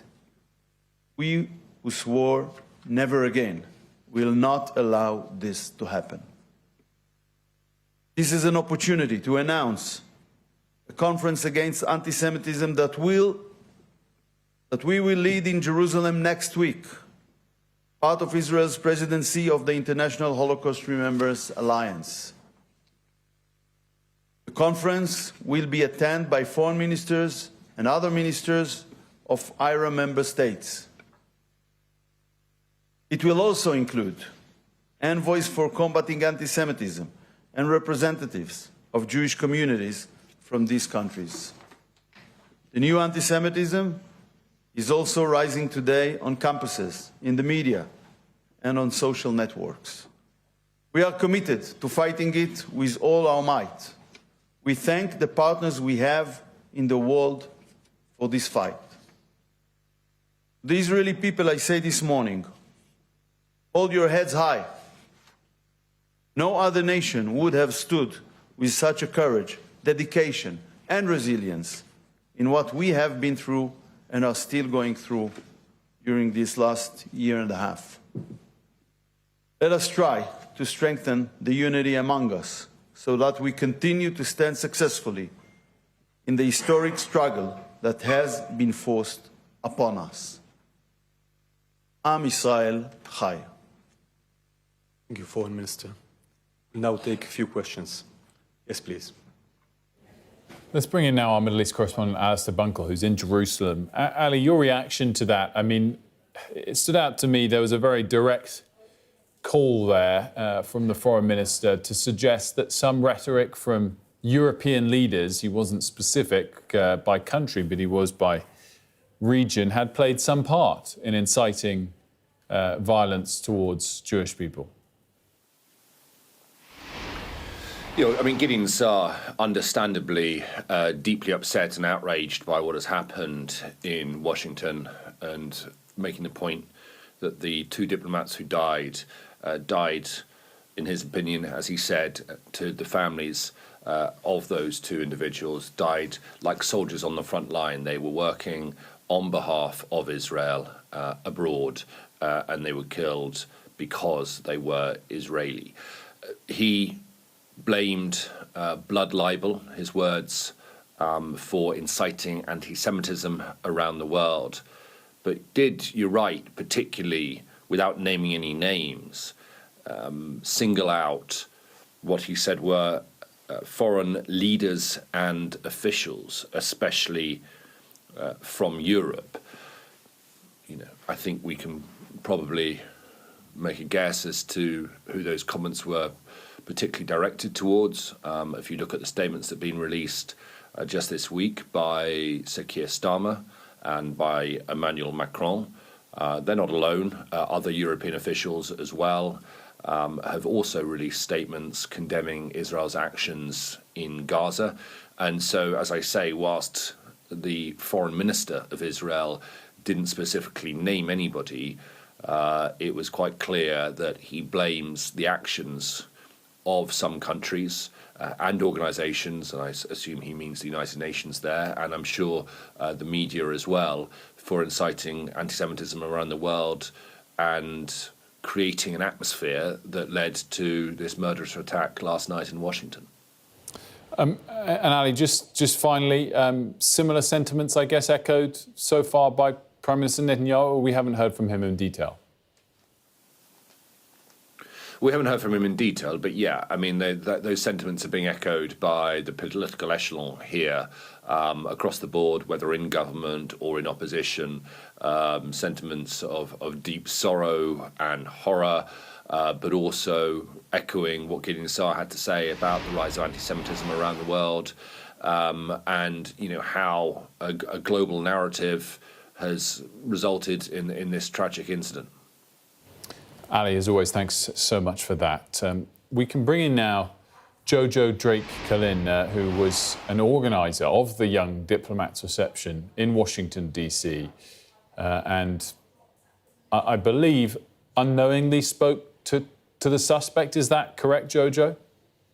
Yes, you have your facts correct. At the time when he entered the building, we were experiencing things in real time as they were unfolding. And so the security guard who let him in, it was her impression, the event was wrapping up, it was her impression that he was a victim and an innocent bystander to this attack. And being the well-meaning group that we are, we all thought that was the case. And I actually offered him, gave him water, unbeknownst to me, that I was looking evil in the eye, and that he was the murderer who killed these two, Sarah and Yaron. May their memory be a blessing, and my heart and condolences goes out to their family. Wow. So sorry, that was after the killing. If you don't mind, Jojo. So, I was just going to say, take us back, if you don't mind, and I understand if you'd rather not. Please just say so. To the moment it all unfolded. So to start, this event was an annual Young Diplomats event, which I serve on the AJC Young Professional Board. And we picked a theme this year of turning pain into purpose. It was actually focused on bringing young professionals, Jewish and non-Jewish alike. 30 different embassies were represented, some representatives from the State Department. And essentially, we were gathered to talk about bridge building and a coalition of organizations for the MENA region. So that's the Middle East and North African region, who are working together. Trust is a rare commodity in the Middle East, and they have formed trust across various regions and backgrounds to get humanitarian aid into Gaza. And that is, these organizations are speaking off the record, but we were hearing from them directly. So it's painfully ironic that at a time when we were speaking about bridge building, that someone came in with such hate and destruction. We were wanting to counter the us versus them narrative and come together in humanity and shared humanity. So I actually myself, the event was wrapping up, I made my way to the third floor. On my way down is when the shooting occurred. I did not hear the shots. And when I arrived in the lobby, there was commotion and a frenzy. But at that time, no one was aware of lives lost. The gunshots were heard, so security started locking the doors. And that is when I saw whom I now know is the perpetrator, the murderer of this Israeli Jewish couple. And I didn't find out till much later that he was actually the murderer. So I see him, he seems very distraught. I now understand it's because he killed two people point blank. Offered him water, he accepted. I then handed him the water. And apologies for my husband walking behind the screen. And then seconds after I've handed him the water, he whips out his keffiyeh and yells "Free Palestine," and then he's subdued by the officers on scene. I can't recall if that was DC police or museum security. And at that point, we still hadn't connected the dots. We thought maybe he shot the gun to just get into the museum. It wasn't till later we were finding out in real time from the news media as we were being sequestered to be interviewed by detectives that 2 people were killed, and then later found out whom they were, what embassy they worked for. And I just feel so, my heart just goes out again to these victims' families. And yeah, I'm at a loss for words. Did you know Sarah and Yaron? I did not. No, I did not personally know them, and I didn't speak to them at this evening's event. But I have heard from my friend who's an editor at Jewish Insider that they were due to be engaged. She had just purchased a ring. They were going to get engaged in Jerusalem. And young couples on the cusp of love and building a life and bridging 2 families together. And such destruction is just not only destroyed their lives, but all of their family members' lives. Mm. And it must have shocked and deeply affected all those in attendance at this event that you organised tonight, and you as well. Yeah, I mean, we're definitely all still processing, and I think that what motivates me to come and share my testimony and speak as a witness to this unspeakable, unfathomable, targeted Jew hate and hate crime and active anti-Semitism is that if those of us who experience this event can continue to find our humanity, this event we were gathering in the name of humanity and in the name of bridge building and turning pain into purpose. And I just want to continue to amplify those themes, and that he's not representative of every single Palestinian, and Palestinians and Israelis alike deserve self-determination, deserve to live in peace. Diaspora Jews deserve to be able to gather, and non-Jews alike, peacefully at a Jewish museum. And the fact that it's just unthinkable. I still think I've fully embodied what I experienced this evening, but regardless of what I experienced, 2 people have lost their lives and their families are just getting the news. And that's what I want to continue to echo is 2 people murdered in cold blood, execution style. And it's unspeakable, unthinkable, and at the end also just so deeply ironic that we were discussing humanitarian aid into Gaza. Of all things, we were working to counter the us versus them narrative. Mm. And so, go ahead. Does it make you reticent to gather again, for example, at a Jewish museum for an event like this, or not? I don't want to let the terrorists win, and I don't want to let sociopath or psychopath, I don't want to be an armchair psychiatrist here, but clearly anyone who has that capacity to kill is deeply, deeply unwell. I will say my first thought, ironically, wasn't, oh, guns are fired. We're at a very Jewish event, at a very Jewish venue, sponsored by a very Jewish organization. I didn't immediately think, oh, this is a hate crime. I was like, DC violence. And so I think I will be more hyper vigilant, but I will not be deterred to gather in Jewish spaces, but I will ask more questions around security. And I know that they recently received a grant, the Capitol Jewish Museum did, to up their security, and this is exactly why. And it's a sad world we live in, that we can't just gather peacefully, Jews, non-Jews alike, in a Jewish space without being under the threat of death and violence. But no, I won't be deterred. I'll just be more hyper-vigilant.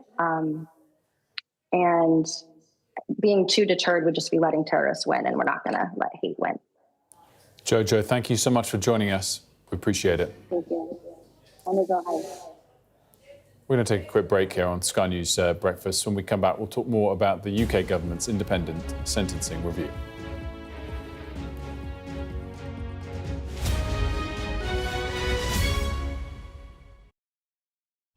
We arrive. A secret hospital hidden in the Myanmar jungle, treating the victims of this bloody war. This is Myanmar today. Its military rulers don't want the world to see, but we have. I fight for my own future. I fight for my generation's future. This is an actual crime. They don't care for that. Myanmar army is only a couple of kilometres away. So this is a major humanitarian disaster.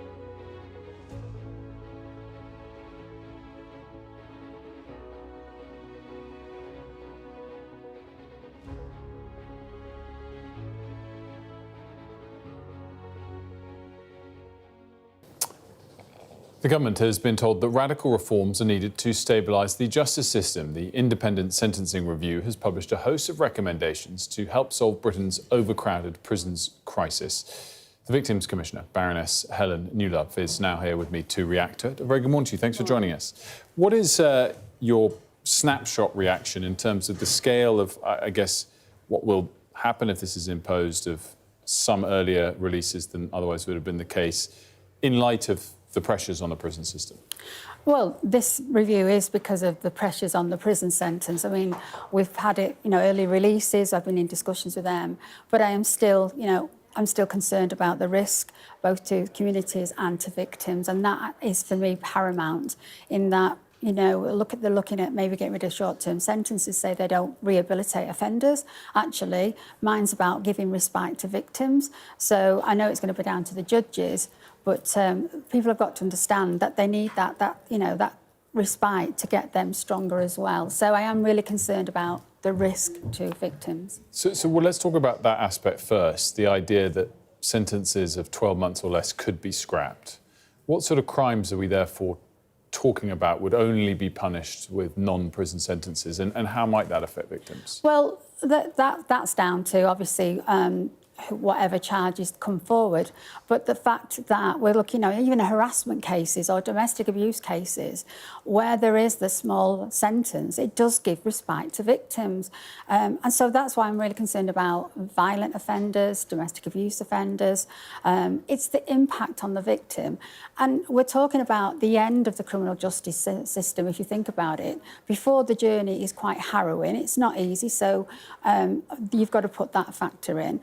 And then victims hear the sentence and then leave the courtroom or whatever. And then further down the line, they're looking at 1/3 and everything like that. And I just think that does not give confidence for victims. Yes, this makes sentencing a little bit easy to understand, but it's so technical, and we expect victims, to understand this as well. What about that aspect of potentially being able to be released as early as a third into a sentence based on, very good behaviour and various things to come? Is that too soon? Well, I just think, I don't know about you, as somebody who's gone through it all, and I really do warts and all, and still going through it, I'd expect somebody who's been given a prison sentence, they get a prison plan of how they behave, surely the behaviour should be part of it anyway. To give credit, I'm very, I want to know what good behaviour looks like, because for me, what does that mean to everybody else? I mean, we've got a lot of coercive control people in there. There's not just what you can see physically, it's mentally as well.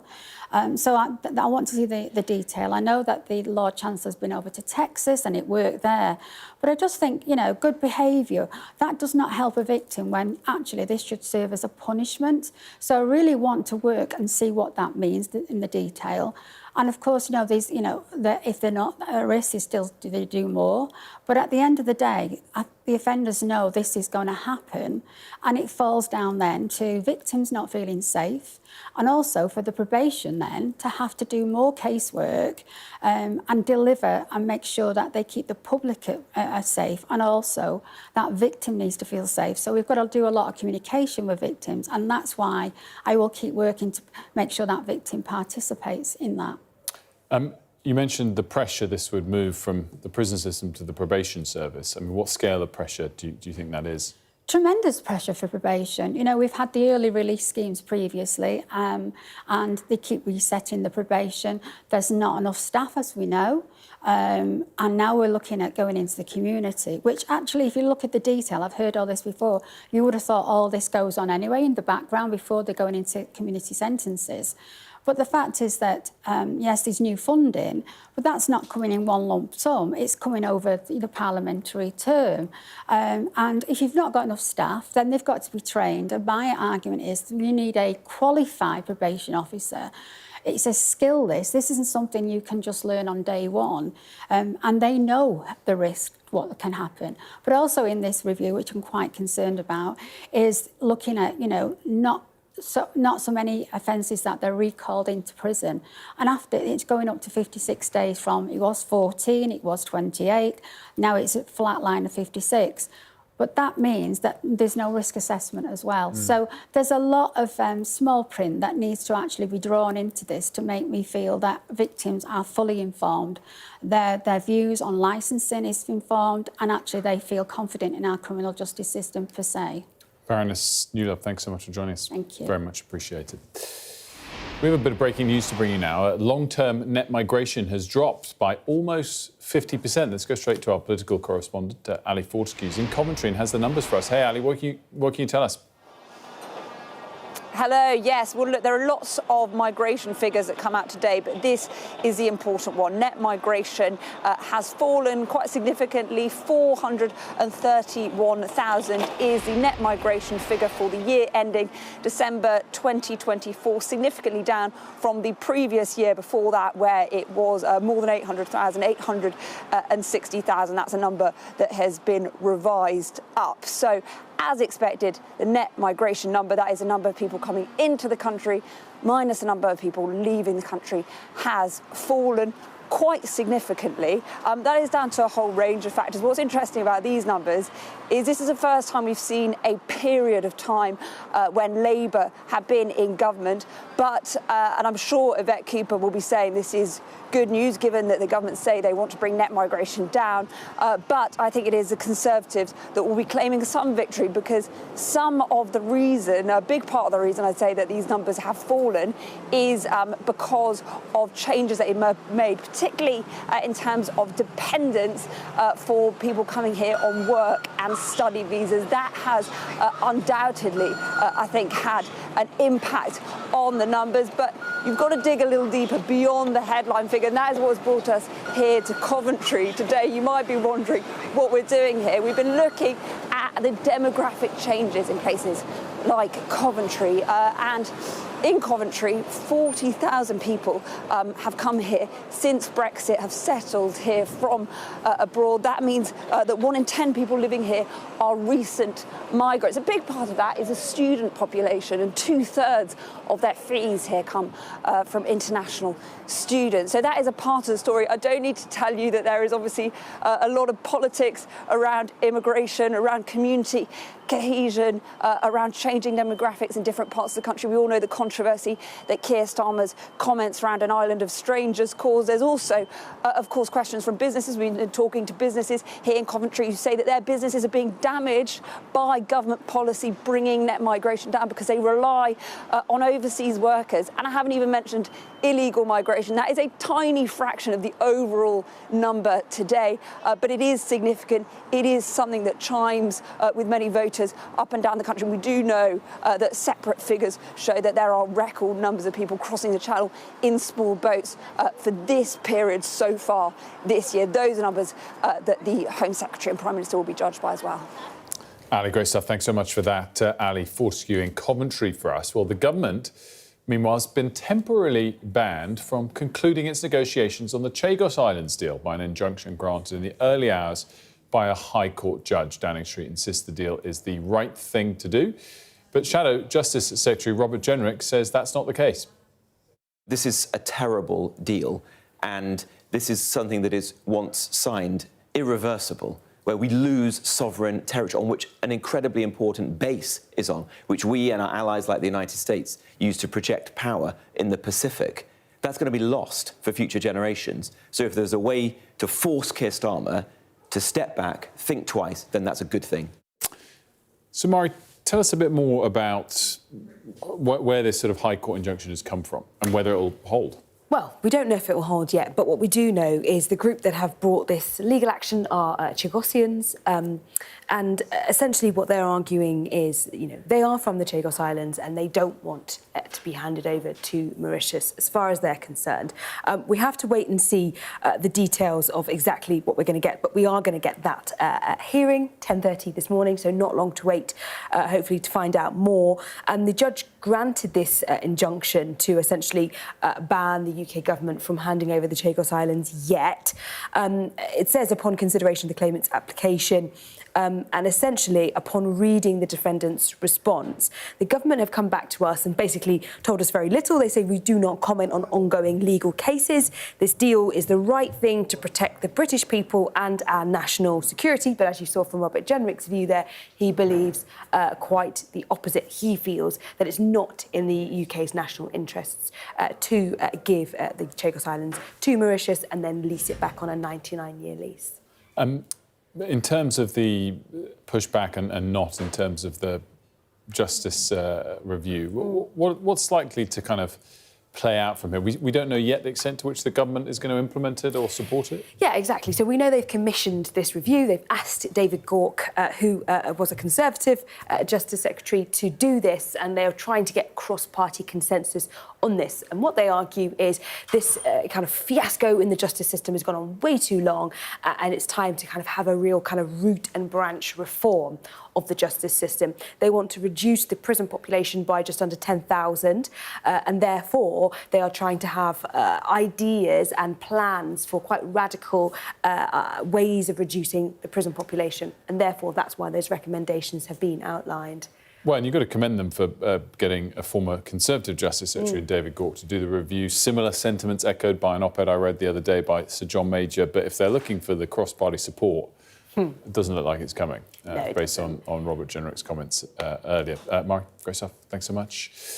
So to come here on The Breakfast Show, we'll have more on the two Israeli embassy staff who were shot dead in Washington, named as Sarah Milgram and Yaron Lischinski. We'll be joined by Lord Mann, the independent advisor to the UK government on anti-Semitism.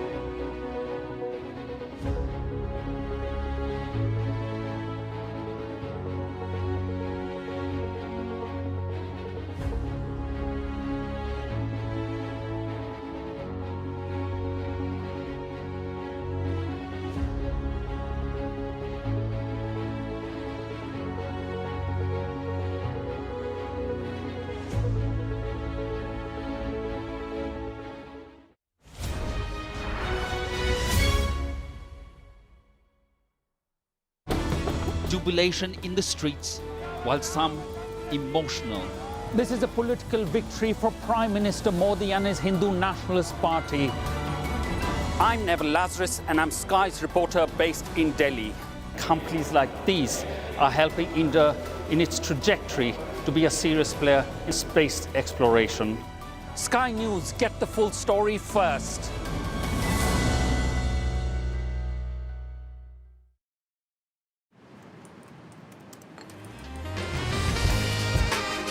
You want to talk business? Meet me in the On Board Lounge.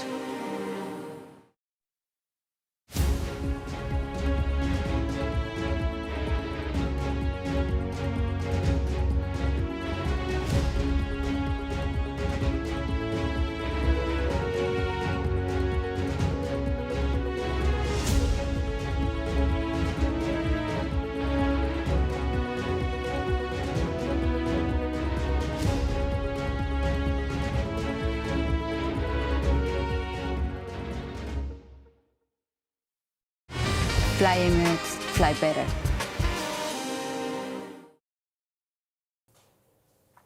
Welcome back. More now on the fatal shooting of a couple of Israeli embassy staff members, Sarah Milgram and Yaron Lischinski, who were working in Washington, D.C., and killed outside a Jewish museum overnight. The city's police chief confirmed that a single suspect is now in custody and that they shouted "Free Palestine" while being detained.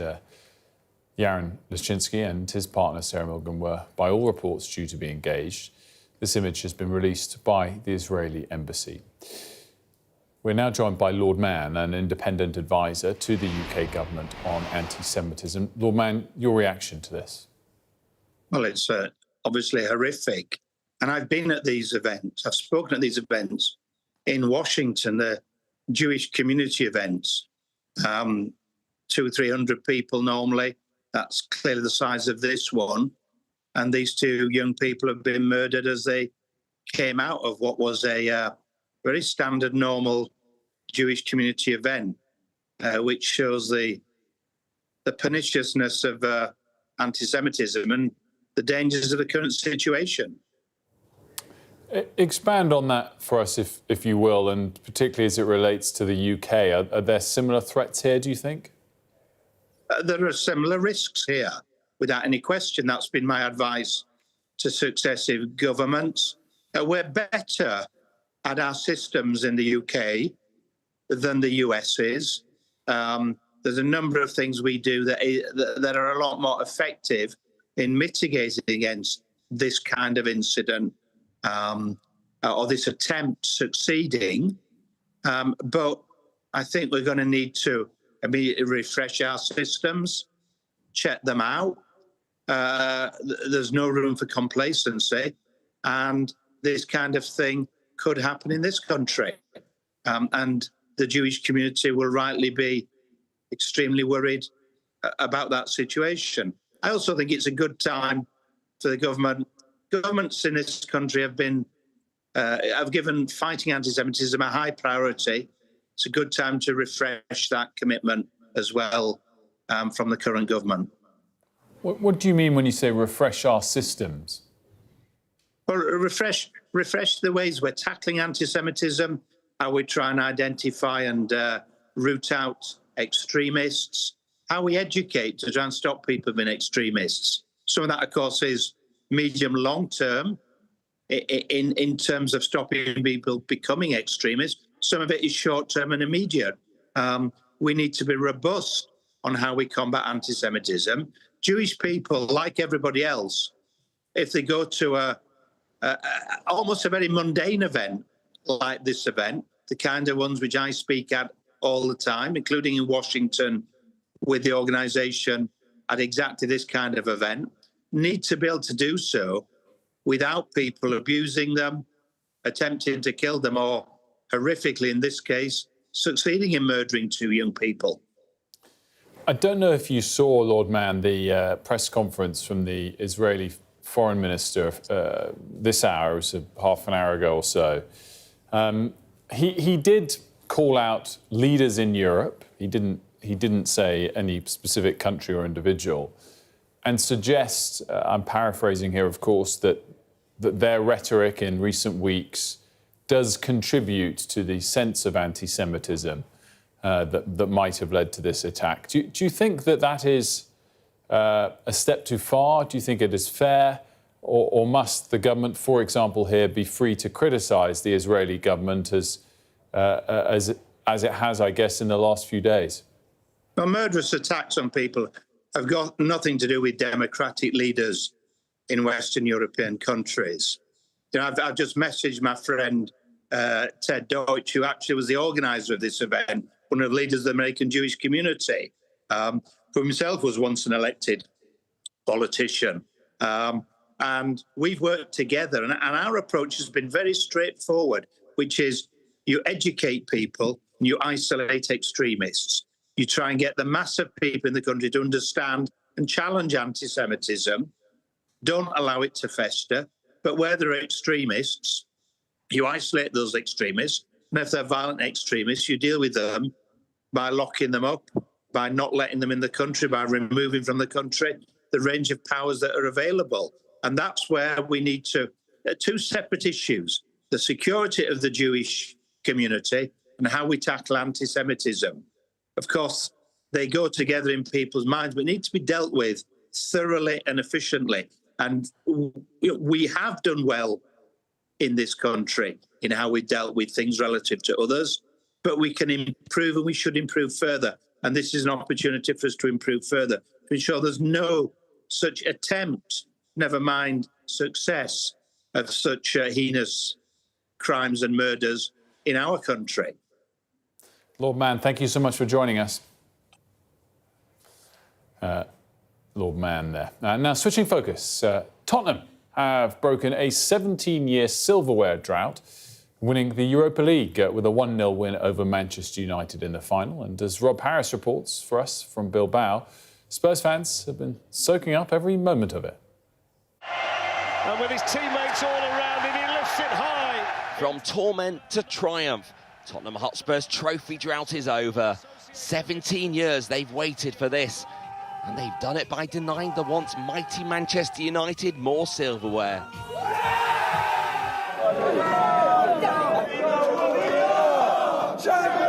The breakthrough in Bilbao by winning the Europa League final. This cup is for the fans. For all the stuff we've taken, all the grief we've taken, all the laughing people have done us, it now matters, doesn't it, for us? For so many years, these fans have faced ridicule from rivals as 4 finals have been lost since lifting the League Cup in 2008. Now not only do Tottenham have the Europa League in their possession, but a back route into the Champions League, which could be worth £100 million. And it took just 1 goal from the forward they're all now singing about. Sarr delivers the cross in towards Brennan Johnson, it's in! Brennan Johnson bundling in a scrappy goal in the 42nd minute. It would be Tottenham's only shot on target. Protecting the lead, the priority. Surviving the most dangerous moment in the second half. Højlund's header, what a clearance! Rasmus Højlund's header kept out after the most acrobatic of clearances from defender Mickey van der Ven. But what of their manager? And Postecoglou's future still being questioned despite fulfilling his second season trophy pledge. Mate, I'm a winner. I've been a serial winner my whole career. It's what I've done more than anything else. For Manchester United, not just a trophyless season. Very hard to make. But now a costly season to come out of Europe. Like Spurs, they'll be finishing the Premier League just above the relegation zone. Glory, glory, Tottenham! Miserable for the manager who arrived mid-season. We didn't perform perfect today, but we were better than the opponent. It hasn't been this bad at United in 5 decades. But this was Tottenham's moment, one they've waited so long for. Champions again. Rob Harris, Sky News, Bilbao. Congratulations to Tottenham Hotspur. Right, let's have a look at the weather. The perfect climate, wherever the destination. The weather, sponsored by Qatar Airways.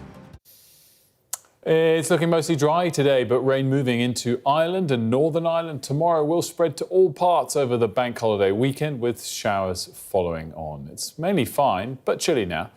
Cloudy from the Isle of Man through to Kent, with a little patchy rain in the east. The southwest has a few fog patches as well.